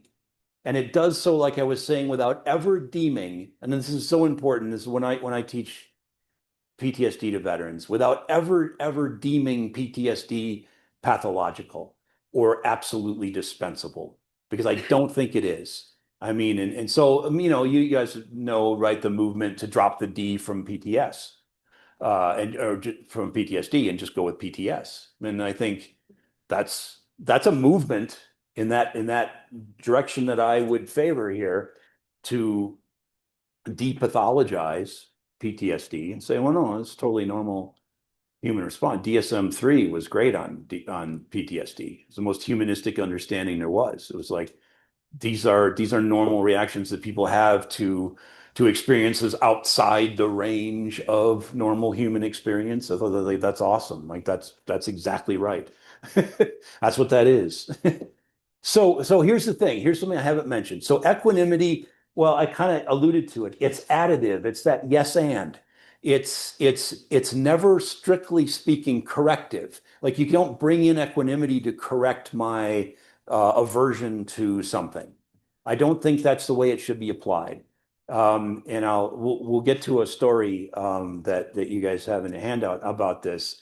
But basically, it's like saying I don't have a stake in converting some maladaptive behavior into adaptive ones. Like that's not the point of equanimity. The point of equanimity is to afford me the freedom. You could say detachment if you want, but I'd use it in a very specific sense, to run my awareness over any kind of behavior, any sign, any event, all from a kind of cool vantage point of a flexible mind. So what I try to do with veterans is help them get to a place where they can kind of ease into, and it takes a long time, to ease into an awareness that doesn't sacrifice your acuity with respect to threat. We don't want to I do not want to sacrifice. I don't want to take that away. I don't like therapy that is about like helping somebody with PTSD by telling them, oh, well, really, you should just stop and you should ask yourself, is this really a threat? And then do some cognitive work on it. Like I'm unhappy with that. I don't like it. Maybe if some of you do, then that's fine. No offense or anything. But what I like is more the capacity to just step back and say, no, that's not a pathological way of seeing the world. It's not, I don't have to dispense with it. I just have to, fold it into my more, like you're saying, this more holistic and total way of seeing things. And if I can get somebody with PTSD to shed their tense imperativeness about their way of seeing the world, that's a win. That's a victory. That's the big win. The big win isn't they sleep better at night or they have less nightmares. I mean, I can do that too, right? But I really see the big existential win in those terms. Yeah. Yeah, could we look at martial arts as a form of equanimity? Oh yeah, absolutely. Absolutely. Yeah. Yeah. In fact, I discuss a bunch of arts in the book, but the one I key on is the art of tea, actually. So, but it's the same, it's still a Do practice in Japanese, like the Do. Yeah. Let's look at the poison tree. You have a copy of that. You're probably wondering, why did he give me these handouts when he's not talking about them? The story of the poison tree is wonderful. Great story.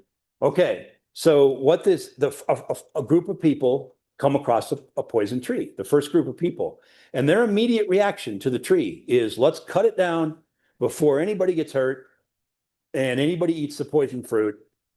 And they cut it down and they burn it or whatever. And that's like our initial response to something that might be a difficulty in our lives. We just want to make it go away or, cut it down, throw it out, that sort of thing. And this is how we might encounter, our sorrow in ourselves or other people, even that sort of thing. So our initial reaction, right, is to avoid it. And the people in the first group, they say, these poisons afflict us. Let us uproot them. Let us be rid of them. Let us cut them down. Okay. I mean, that works.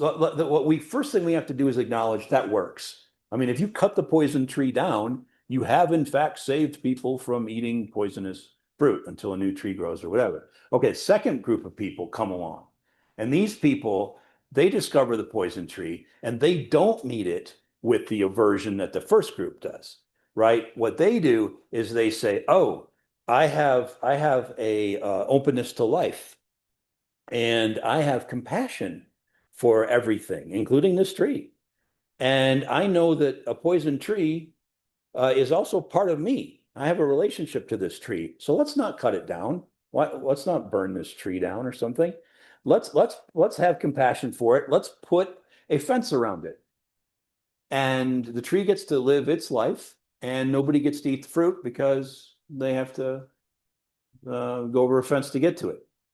And so that second approach is a profound shift from the first group, right? This second group is like, I'm not judging, this tree. The tree's cool. I'm compassionate.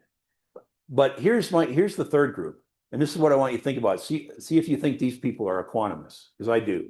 So they come along and they see the same tree, and this person who has some equanimous vision looks at the tree and says, "Oh, a poison tree!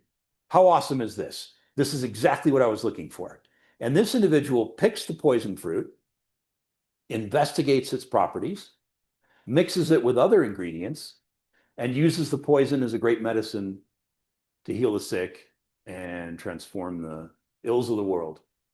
So this person has a naturalistic understanding of they took something and investigated it, kind of like this is yeah, and they see it in a way most people do not see the tree, right? Because they're willing to be very flexible with that, because it's possible that the properties of that poisonous tree didn't produce a medicine to heal the sick.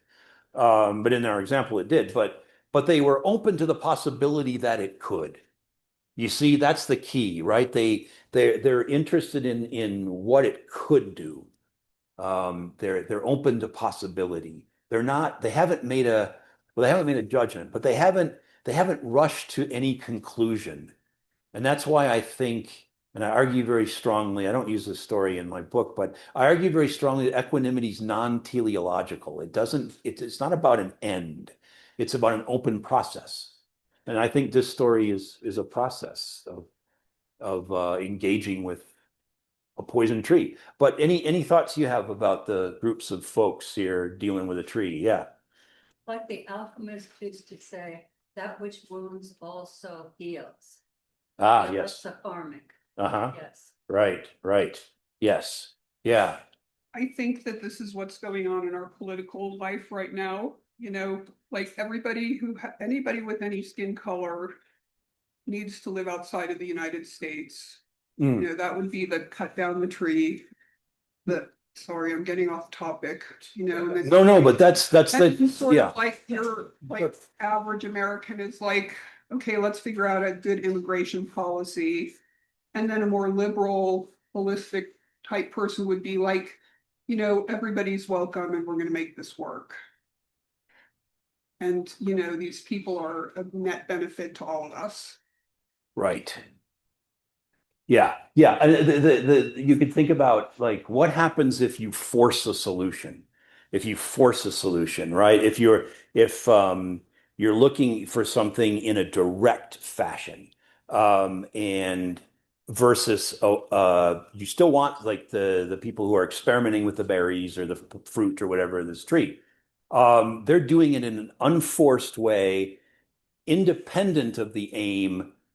I'm reading into this story just a little bit, okay? But independent of the aim of achieving a specific end.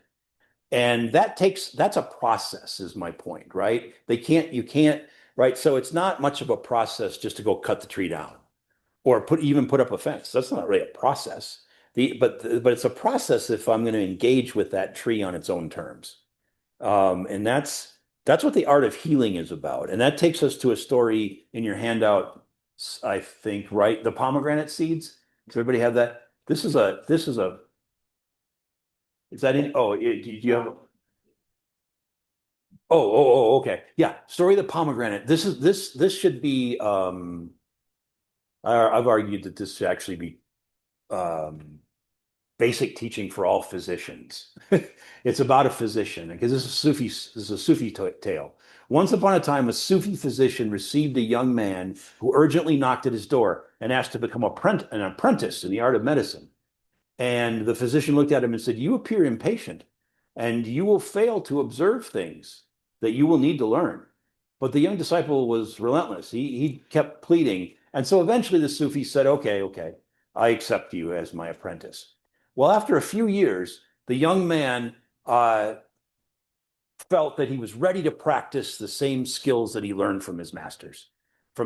And so one day, the doctor, the teacher, right, sees a man walking toward their house. And after looking at him from a distance, the teacher says, that man's ill and he needs pomegranate seeds. And the young student is really excited. He's like, okay, you've made the diagnosis. Allow me to do the prescribing. And in that way, I'll have done at least half the work. And the teacher says, splendid, go for it. Provided that you remember that any action is also viewed as an illustration. It's an interesting term. But anyway, so as soon as he met the patient at the door, right, the young student informs him, tells him right off the bat, you are ill and you need pomegranate seeds. And the patient looks at him and says, pomegranate seeds, phooey. I've never heard of such nonsense. And he left. He walked away. And the apprentice is very surprised at this and kind of dismayed because, this is what the teacher said. He needs pomegranate seeds, right? And he asks him, what went wrong in this interchange? How can I understand this? So the Sufi says to him, he says, I'll show you the next time we receive a similar case. And so after a short time, the two are sitting there outside their house, and the master sees another man approaching in the distance and says, that man needs pomegranate seeds. And after welcoming the patient, the doctor begins his treatment. And his treatment looks like this. He says, you are a very challenging and complex case. And I can see. You will require a very special diet. And this must be made of something round with small sacs inside, something like an orange. Let's see, that's the wrong color. A lemon? No, that's too acidic. I've got it, pomegranates. And the patient left very pleased, very grateful. And the student was very impressed by the whole process, if confused. And he says to him, he asks the teacher, he says, why didn't you just come right out, straight to the point, and definitively prescribe pomegranate seeds?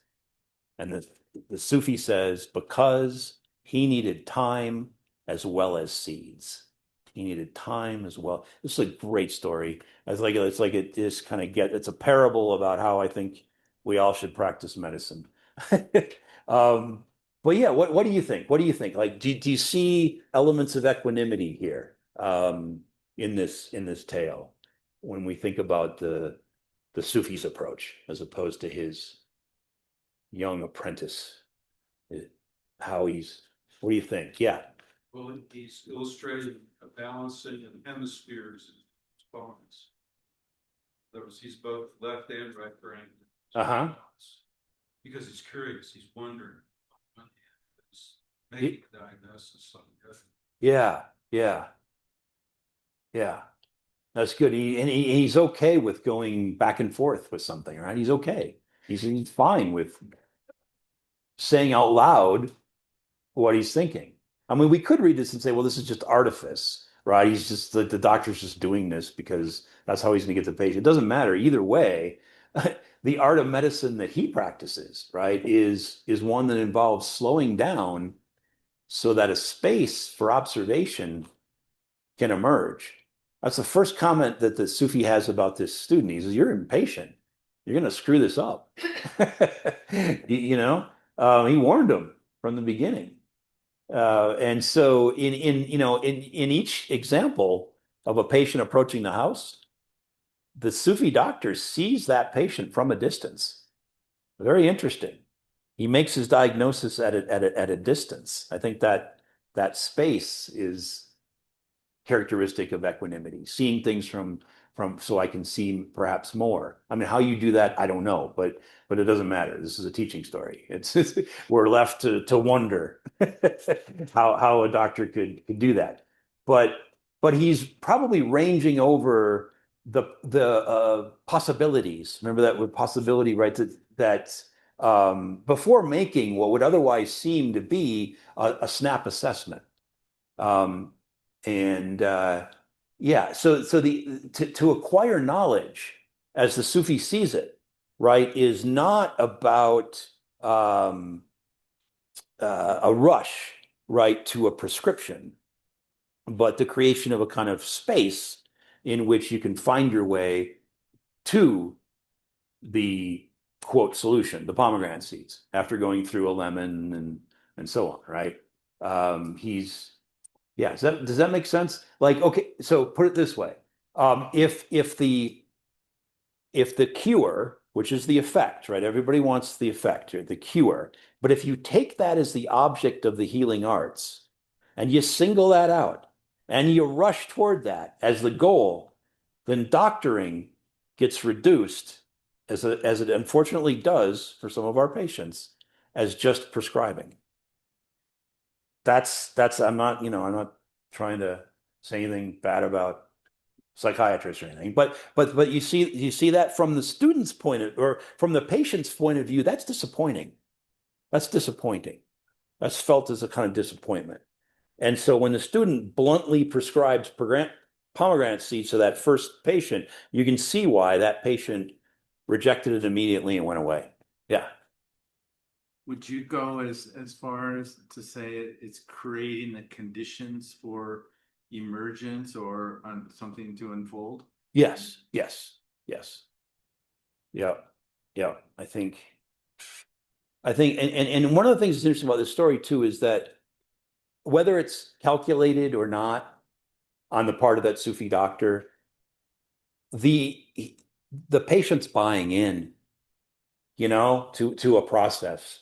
I mean, he's participating in the process in the story to some extent, right? Because the physician's leading him to the seeds, maybe as if it were a naturally unfolding process, or maybe it actually is. In other words, for the Sufi doctor, and this is why he's so good, I would say, is that for him, doctoring is a how. It's a how. How do I do something? It's not a calculated exercise in delivering a singular what, the cure. It's a how. It's an art, you could say, I guess. It's not it's less a science and more an art. However you want to frame that. But that's what happens when you give the patient time as well as seeds. You're practicing an art of equanimity, I think. Does that make sense? That makes sense. That's why, and again, kind of a little bit of my argument about why I don't think this is all teleology. Like, in other words, like equanimity works because it depends on distance and perspective. And that distance and perspective is what we all need to appreciate the whole field, like you were talking about the whole field, while all the while participating in a natural process of movement that reflects the nature of who we are, which is we are people who are in constant flux. Right? Everything's in constant flux. And I mean, the Taoists were very keen on that notion of appreciating the degree to which we're in flux. And if we're going to know anything about the world, our minds have to be in flux too, right? The only way we're going to know anything about the world is if we're in sync with it. So if the world's moving and changing, then we better have a mind that's moving and changing. And the Taoists really hit that theme hard, and the Zen Buddhist people hit that hard, which is no surprise because a lot of Zen Buddhism, or Chan as it was originally formulated in China, or came to being, was heavily dependent on Taoist philosophy. Yeah. So, right. Anybody have any comments or questions about any of that? Okay, so here's something that it's kind of nice to know about equanimity, which is that the word equanimity, the word that gets translated, remember the Brahmaviharas?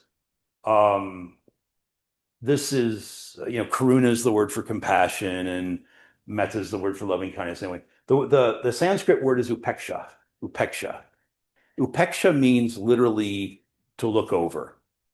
To look over. That's what the word upa, and then the rest of it.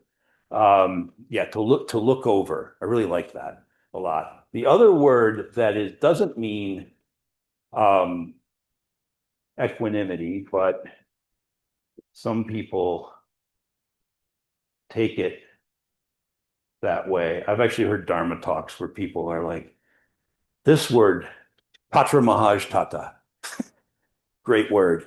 It's actually a Pali word. It's not a Sanskrit word because and teachers, okay, so this is formed of three parts.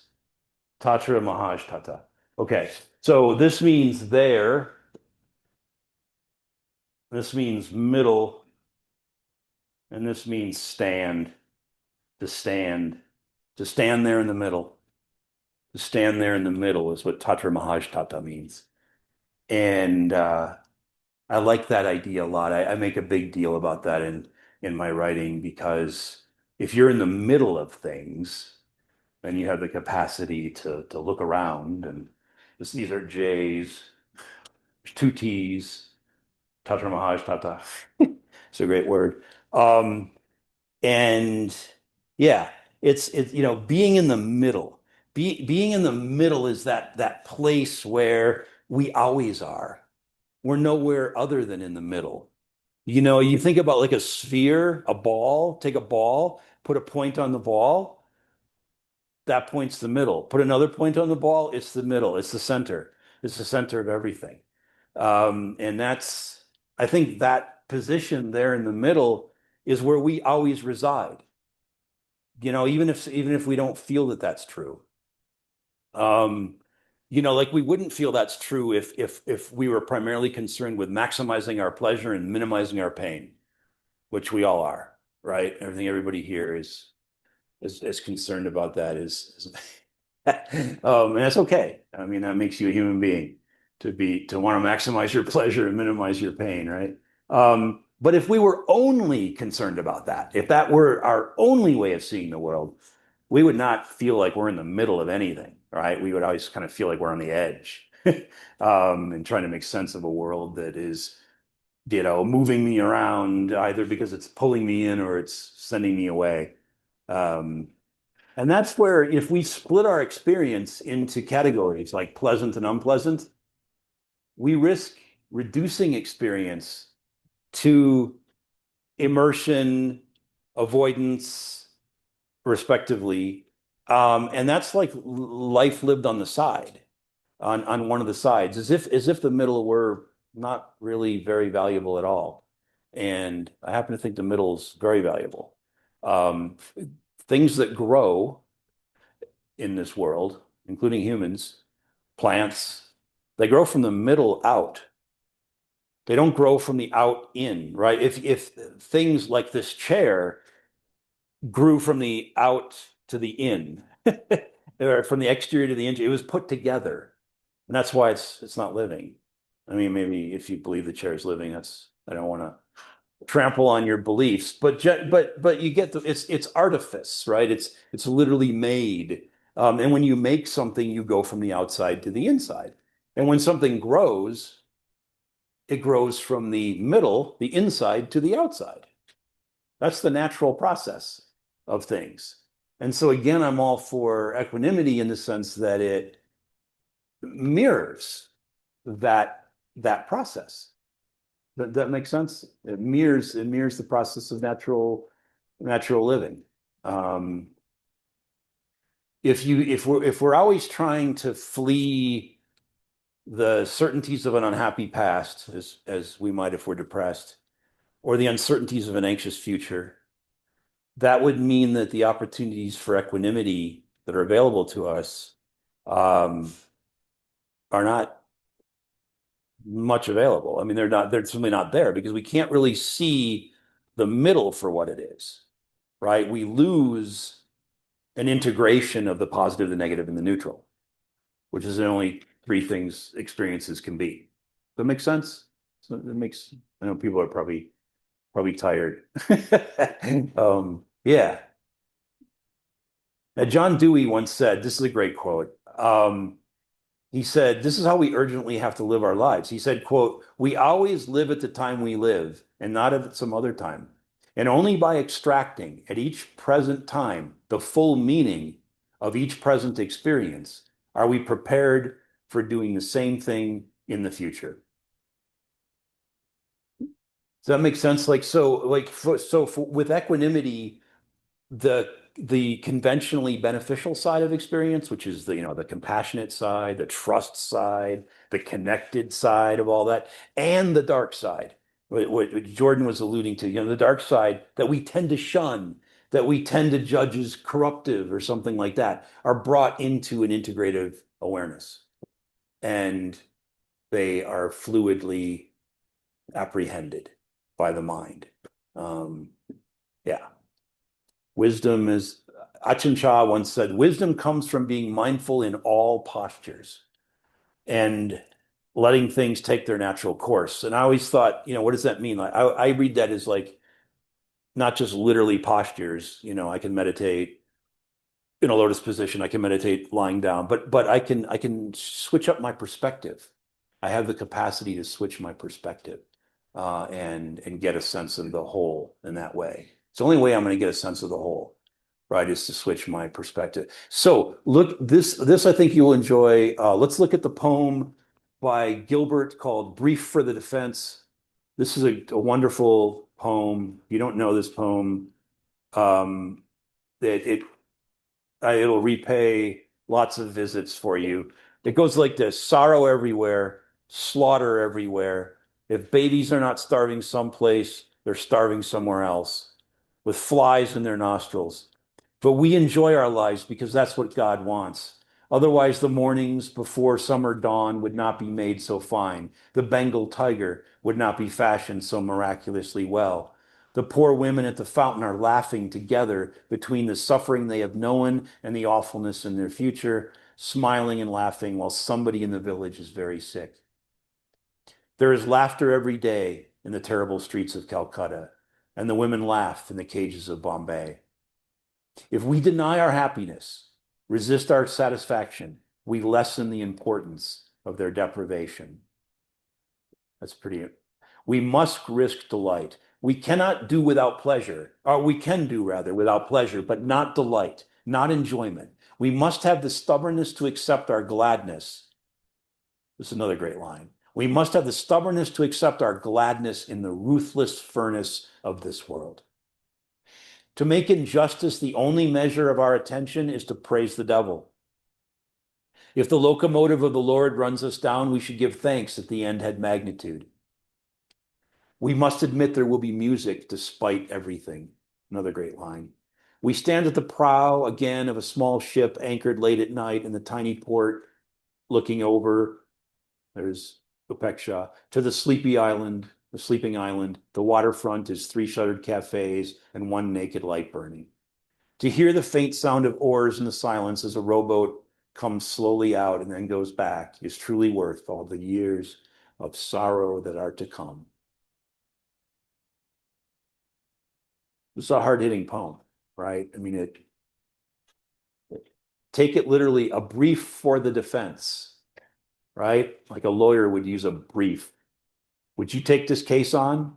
I mean, you're a lawyer and you're the one called on to put forward the argument that the world is actually okay, it's good, despite all the ill in it. You're the one asked to defend not only the possibility of enjoying life, but the necessity of enjoying life, like he says.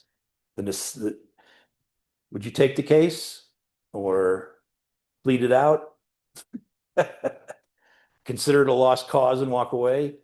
What do you think? I mean, it's like The accuser in this is suffering, right? Suffering is the accuser, joy is the accused.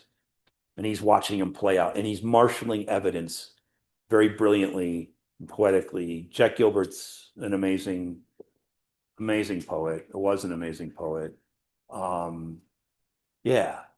So what's the accused offense? What's the problem? The joy is the, what's the offense? What?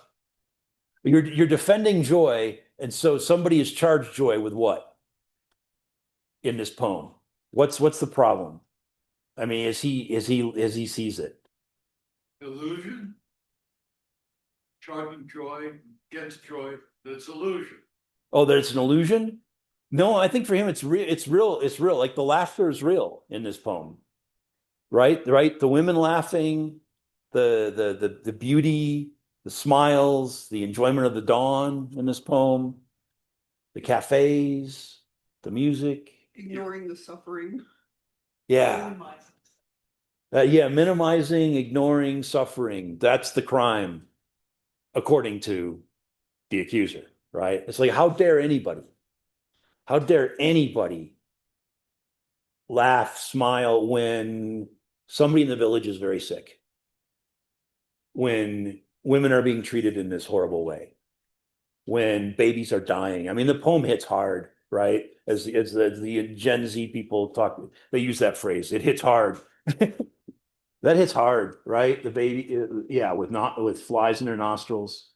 You know, bringing charges against joy in the midst of so much suffering.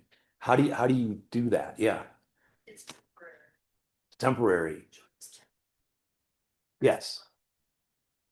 Is that a problem, or is that a oh. Oh yeah, yeah. Uh-huh. Uh-huh. Right. And I think Gilbert's saying, so what, right? Doesn't matter if it's temporary. He's okay with that. He's perfectly fine with it. Um, yeah. So he's bringing in witnesses for the defense in this brief, right? That's what he's trying to do. He brings them forward one by one, and he says, "Look at beauty. Look at the mornings before the summer dawn. Look at the Bengal tiger, right? Fashioned so miraculously well." He says, "Look at this stuff. Um, aren't they reasons for believing?" This is what he's kind of asking. Aren't they reasons for believing that we are made for delighting in these things? Like we're made to take delight in a beautiful dawn. And then he goes to laughter and community, like the women laughing at the fountain, and the laughter in Calcutta, and then he brings in music, and he says basically that music will persist despite everything. And then he brings to the witness stand wondrous and kind of the everyday, a scene from his own life, in fact. He lived for a while, I think he lived on Santorini. And yeah, he did. He lived on Santorini. So he's kind of imagining like a look at Santorini from a boat. And he's kind of asking us like this here's this little ship anchored at this little port, and there's the shuttered cafes and the light and the sound of the oars in the distance, and all of this stuff is, I think for him it's like, isn't this wondrous? Isn't this moment here almost too much to bear, right? As he's saying, just something simple like that. Yeah. I mean, are you persuaded in by this poem? Yeah.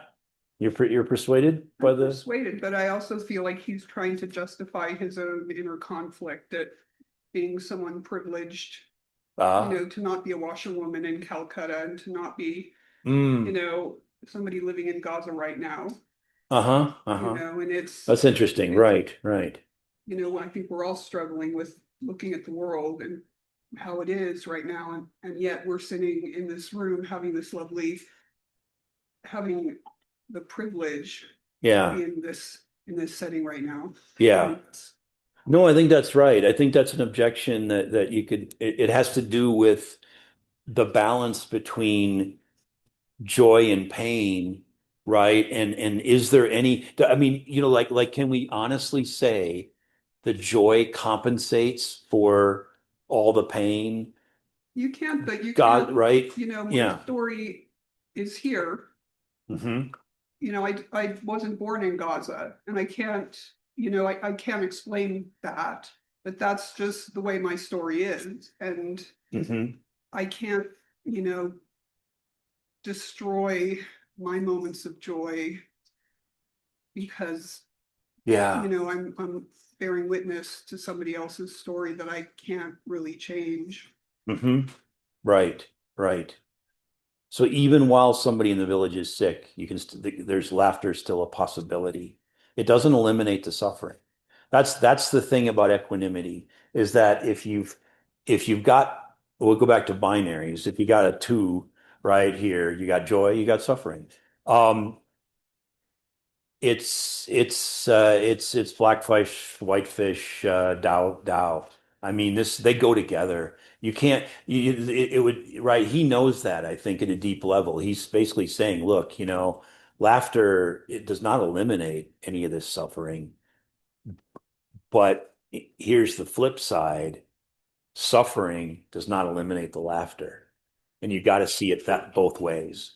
That would be equanimity, to see it both ways. If I see it one way, that's good, right? I mean, that's fair. I see it, right? I know laughter doesn't eliminate pain. I'm on board with that, but I got to see it the other way too, which is that suffering and pain do not eliminate laughter. Yeah.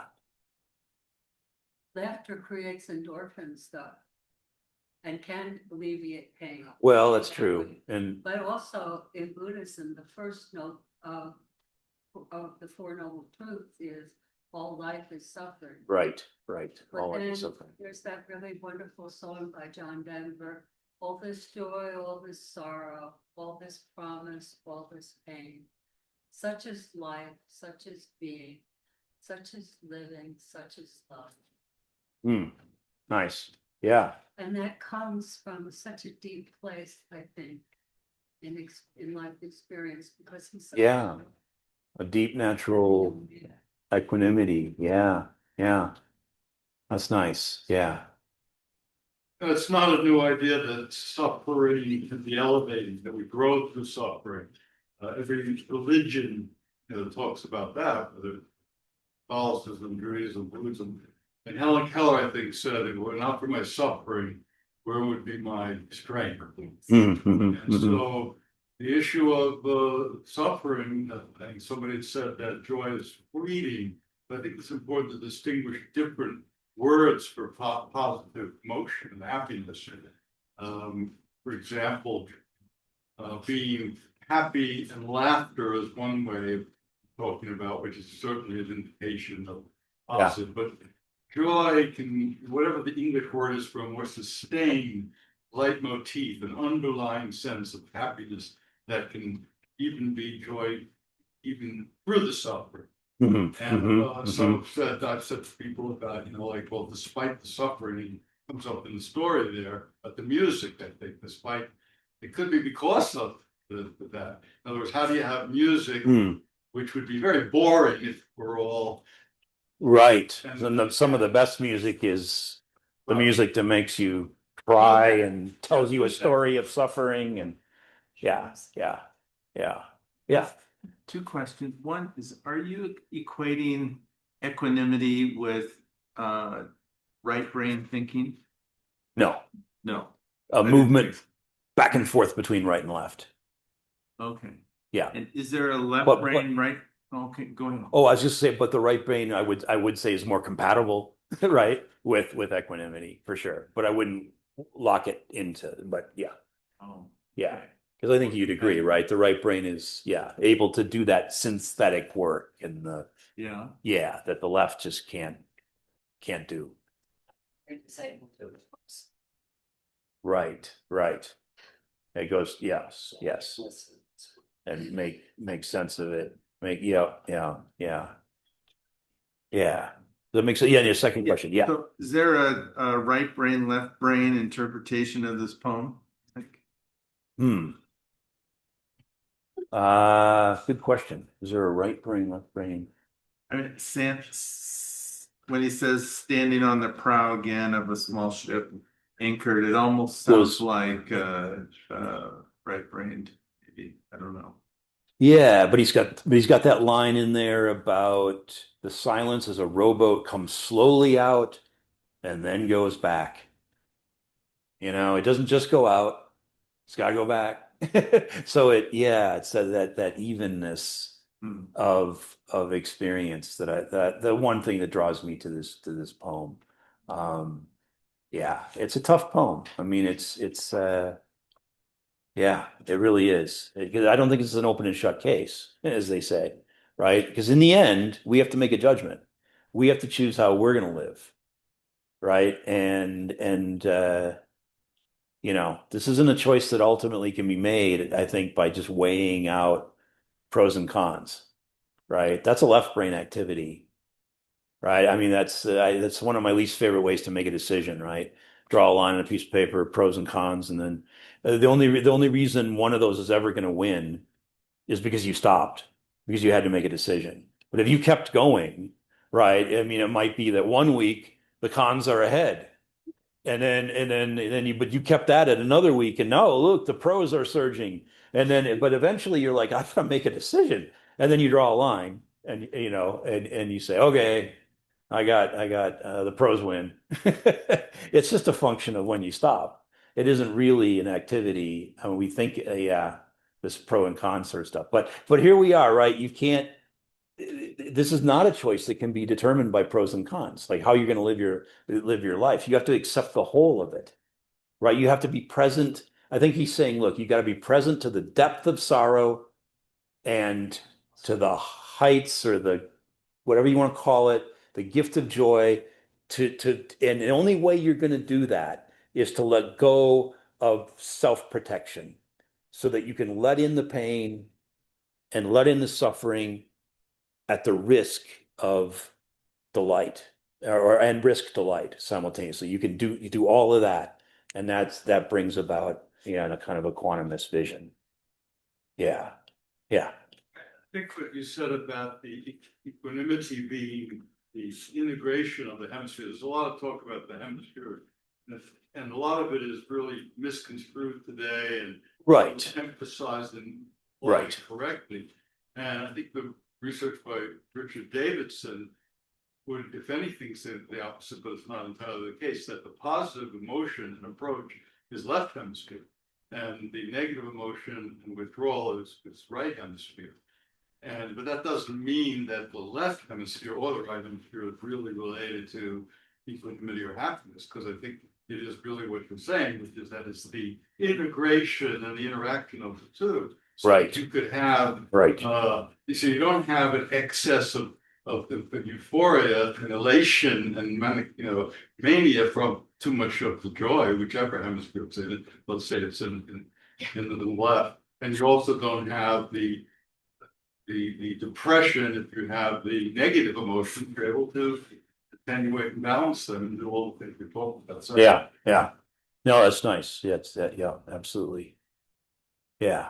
We have a little time. Let's look at here's a problem that I think you might find useful to apply to some of the things that maybe you yourself struggle with or patients struggle with.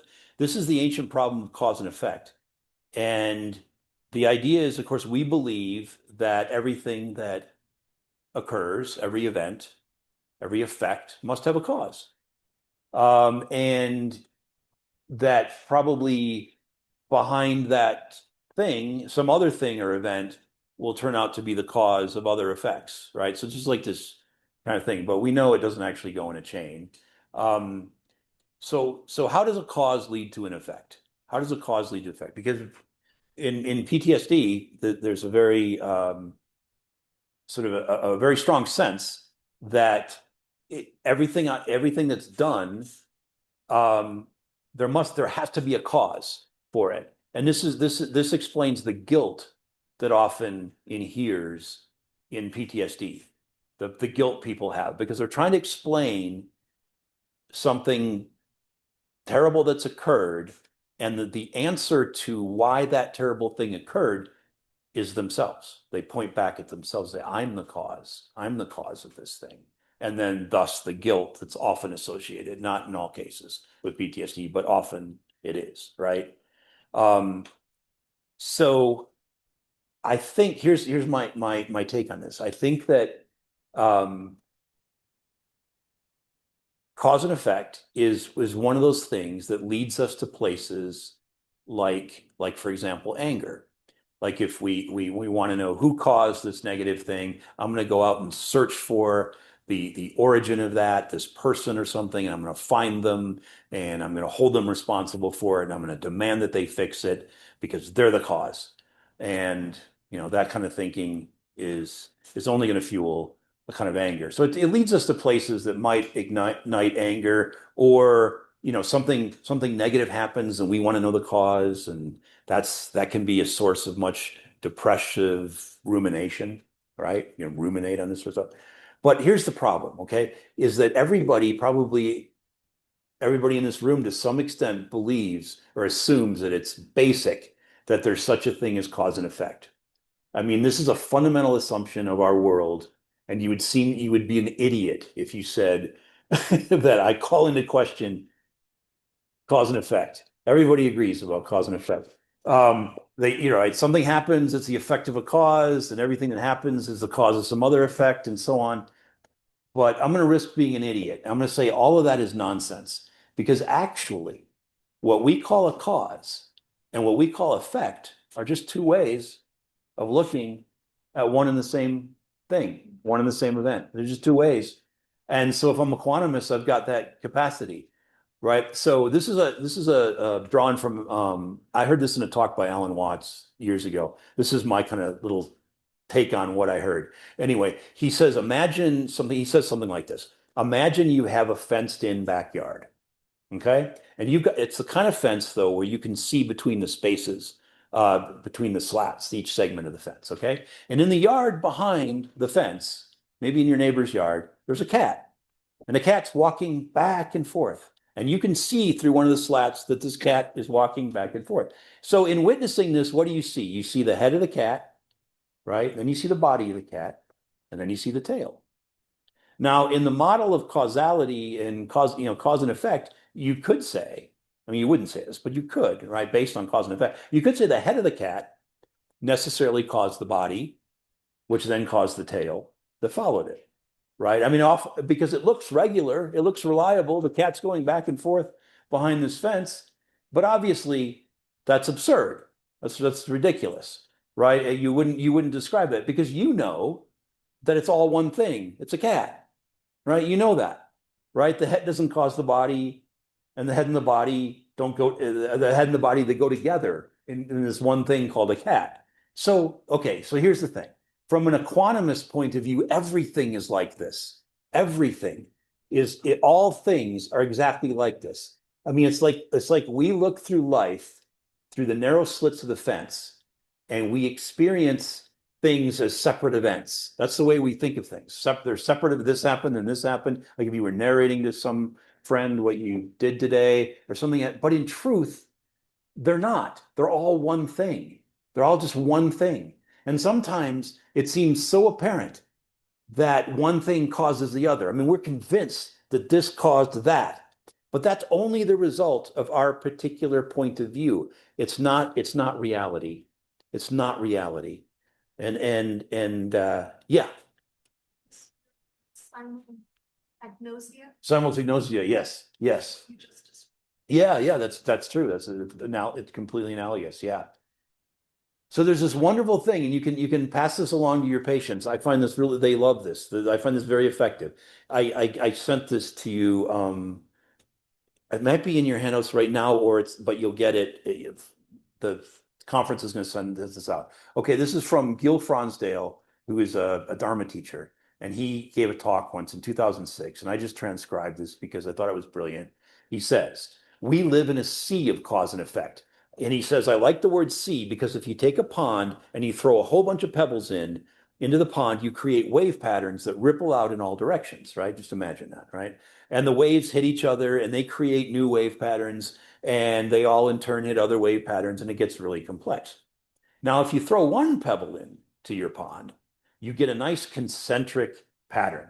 It's very clear, very clear. You know that that pebble, right, caused the water to move or the surface of the water to move. But if you throw in 100 pebbles into that pond, right, the number of cause and effect relationships and the way the waves hit each other is immense. It's immense. Okay, so now let's think about this in terms of trauma, right? So you put in a rubber duck into this pond, right? And you throw 100 pebbles into the pond. And he says, if you put a duck in there, before you throw in all those pebbles, he says, which pebble is affecting the duck, making it bob up and down? Or maybe capsize, if it's trauma or something like that. The answer, they all are, he says. And they all are, he says, in this complicated way by which the pebbles and the waves are interacting on the surface of the water. Here's the punchline, he says. In this same way, he says, in this life of ours, we live in this big sea of cause and effect. The ripple of cause and effect and the way that all these ripples affect each other in turn affects us. He says, we are like ducks. We are like ducks, right? But see, we equanimously, that's what we would say. I think this is sort of a lesson, but we don't. We usually say like, no, I know the stone that made me capsize or bob up and down, and I'm going to find that stone and I'm going to hurt that stone. I'm going to, because it made me do this. So the key here is this inclusive awareness, right? And opening up. And one of the practices I sent you all, and I'll refer you to this, is a practice called opening up to the space of the present moment with equanimity. Now, not mindfulness.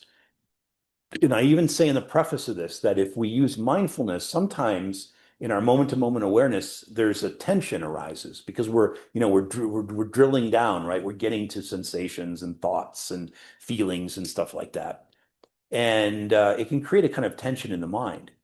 So what this exercise does is it asks you to cultivate a boundless and open awareness, which is equanimity, to basically create a mind-like space.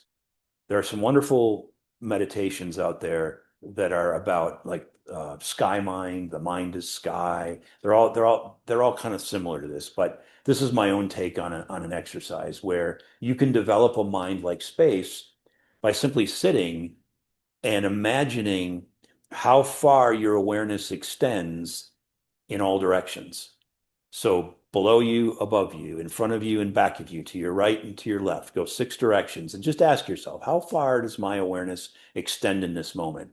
And what I want to do is I want to be just aware that I'm just here in this space. That's it. And there's all this sense of openness and boundless space all around me, and all the activities of my body and my mind, and all of this is appearing and disappearing in this space that I'm imagining, right? I'm in space. So I like this exercise a lot. Anyway, so what I'm doing is I'm allowing myself just to be in space and not hang on to something being inside and something being outside. In other words, I want to keep this and I want to get rid of that. I'm just relaxing the ownership of my thoughts. This is kind of mindful in a way, right? I'm just relaxing my evaluations, but I'm appreciating, this is where it gets a little more on the equanimity side. I'm appreciating the difference between being lost in my thought and being mindful of thought. So the analogy is like if you were walking along and a bird flew by you, you would hear the bird, but you wouldn't think the bird is you, right? You wouldn't say that's me. So that's what you want to do with your thoughts and your sensations as you're there in space. You're just like, oh, they're just coming and going in space, like birds, or as I suggest in the practice I sent you all, I sent a bunch of practices. I sent like 7 practices. And again, yeah. So it's like you walk in a room like this room. What do you see first when you walk in this room? The chairs in a row, a table, a whiteboard, some equipment, whatever.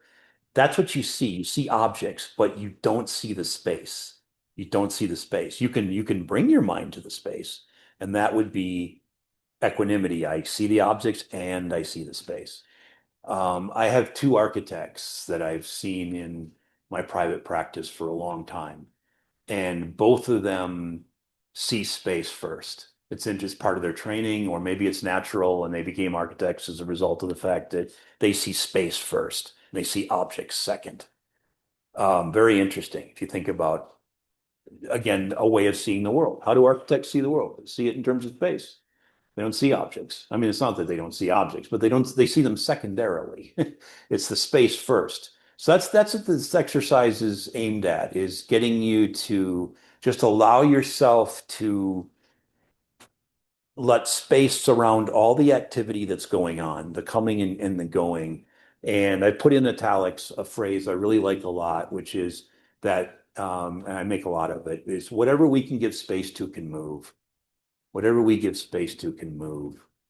You take away space from something, it can't move, or its movement is reduced, right? Does that make sense? Like, so if your mind can give space to something, then those thoughts can move. Those depressive thoughts, anxious thoughts, traumatic thoughts, etc., can move. And that's the key, is to keep them moving. Um, and yeah, finally letting your own awareness be drawn to awareness itself, and just appreciate the fact that awareness is clear and transparent and not disturbed by anything that's coming and going. It's just welcoming everything, pushing away nothing is a way to describe it. So that's a practice that I sent to you all, and we have just 12 minutes, but yeah, I'm happy to take questions or soldier on, whatever. Yeah. You find that in your practice, the word acceptance resonates with people, or is it problematic with people? It's problematic at first. Yeah, it's problematic, and until you redefine acceptance as which is what I do, as openness. In fact, I just sort of say, forget that mindfulness people use the word acceptance. What they mean is openness. That's what they mean. I mean, that's what I mean. I think that's what it really means. Do you agree? I think that's what acceptance really. You don't accept your chronic pain, like as in, come at me, chronic pain, you're awesome. You're not. You're not. That's not it at all. If I'm going to work with my chronic pain, and that's an exercise that I did send you all, equanimity for pain. I want to be open to it, but I don't want to be open only to it. I also simultaneously, remember the and, I want to be open to the positive things, the good things. And that'll balance out my negativity bias. Does that make sense? Yeah. It helps me. Yes. Simple question is, what's the source of that poison-free story? The great story about Jack Cornfield. Was it? Jack Cornfield was somebody who narrated that. But it's a traditional. Yeah. That's what he calls it, a tradition. I know, we don't know what tradition. Yeah. You mean the ultimate source? Yeah. Right. Yeah. Cornfield is the source, most immediate source. Yes. Right. The poison tree. That's a good story to share with people too. I think they can appreciate understanding the ways they see things. Yeah. So, yeah. Other comments, questions people have? Yeah. To this, Yes. how do you see the role of SSRIs in PTSD or in equanimity, or at all? I mean, in theory, SSRIs can reduce enough noise that you have a greater opportunity to be equanimous. I don't think they themselves, Maybe right. somebody, so I mean, when I am explaining them to patients, I tell them that like emotions are like amplitude of a wave and Yeah. you know, you're doing this and SSRIs, do this, they like cut down on some of the sadness, the lows, but they also cut down on the highs. They just sort of mute Right. everything, but Yeah, I wouldn't use the word mute myself, but I know what you're saying. I know what you're saying. Yeah, yeah. I know. I think, and that evenness allows me then to go further in the seems a little direction. bit kind of like going towards equanimity. Yes, yes. It sets up the conditions for the possibility, I think, ideally, right? An SSRI could do that. Yeah. No, I mean, I've seen that. That's Not that I think it's, the optimal way to go, but sometimes it's Yeah. necessary. Yeah. No, I think so. Yeah. Yeah. Well, there's so much more to say about equanimity, but yes, we must eat dinner and something like that. But thank you everybody for coming. Thanks, Bill. Yeah.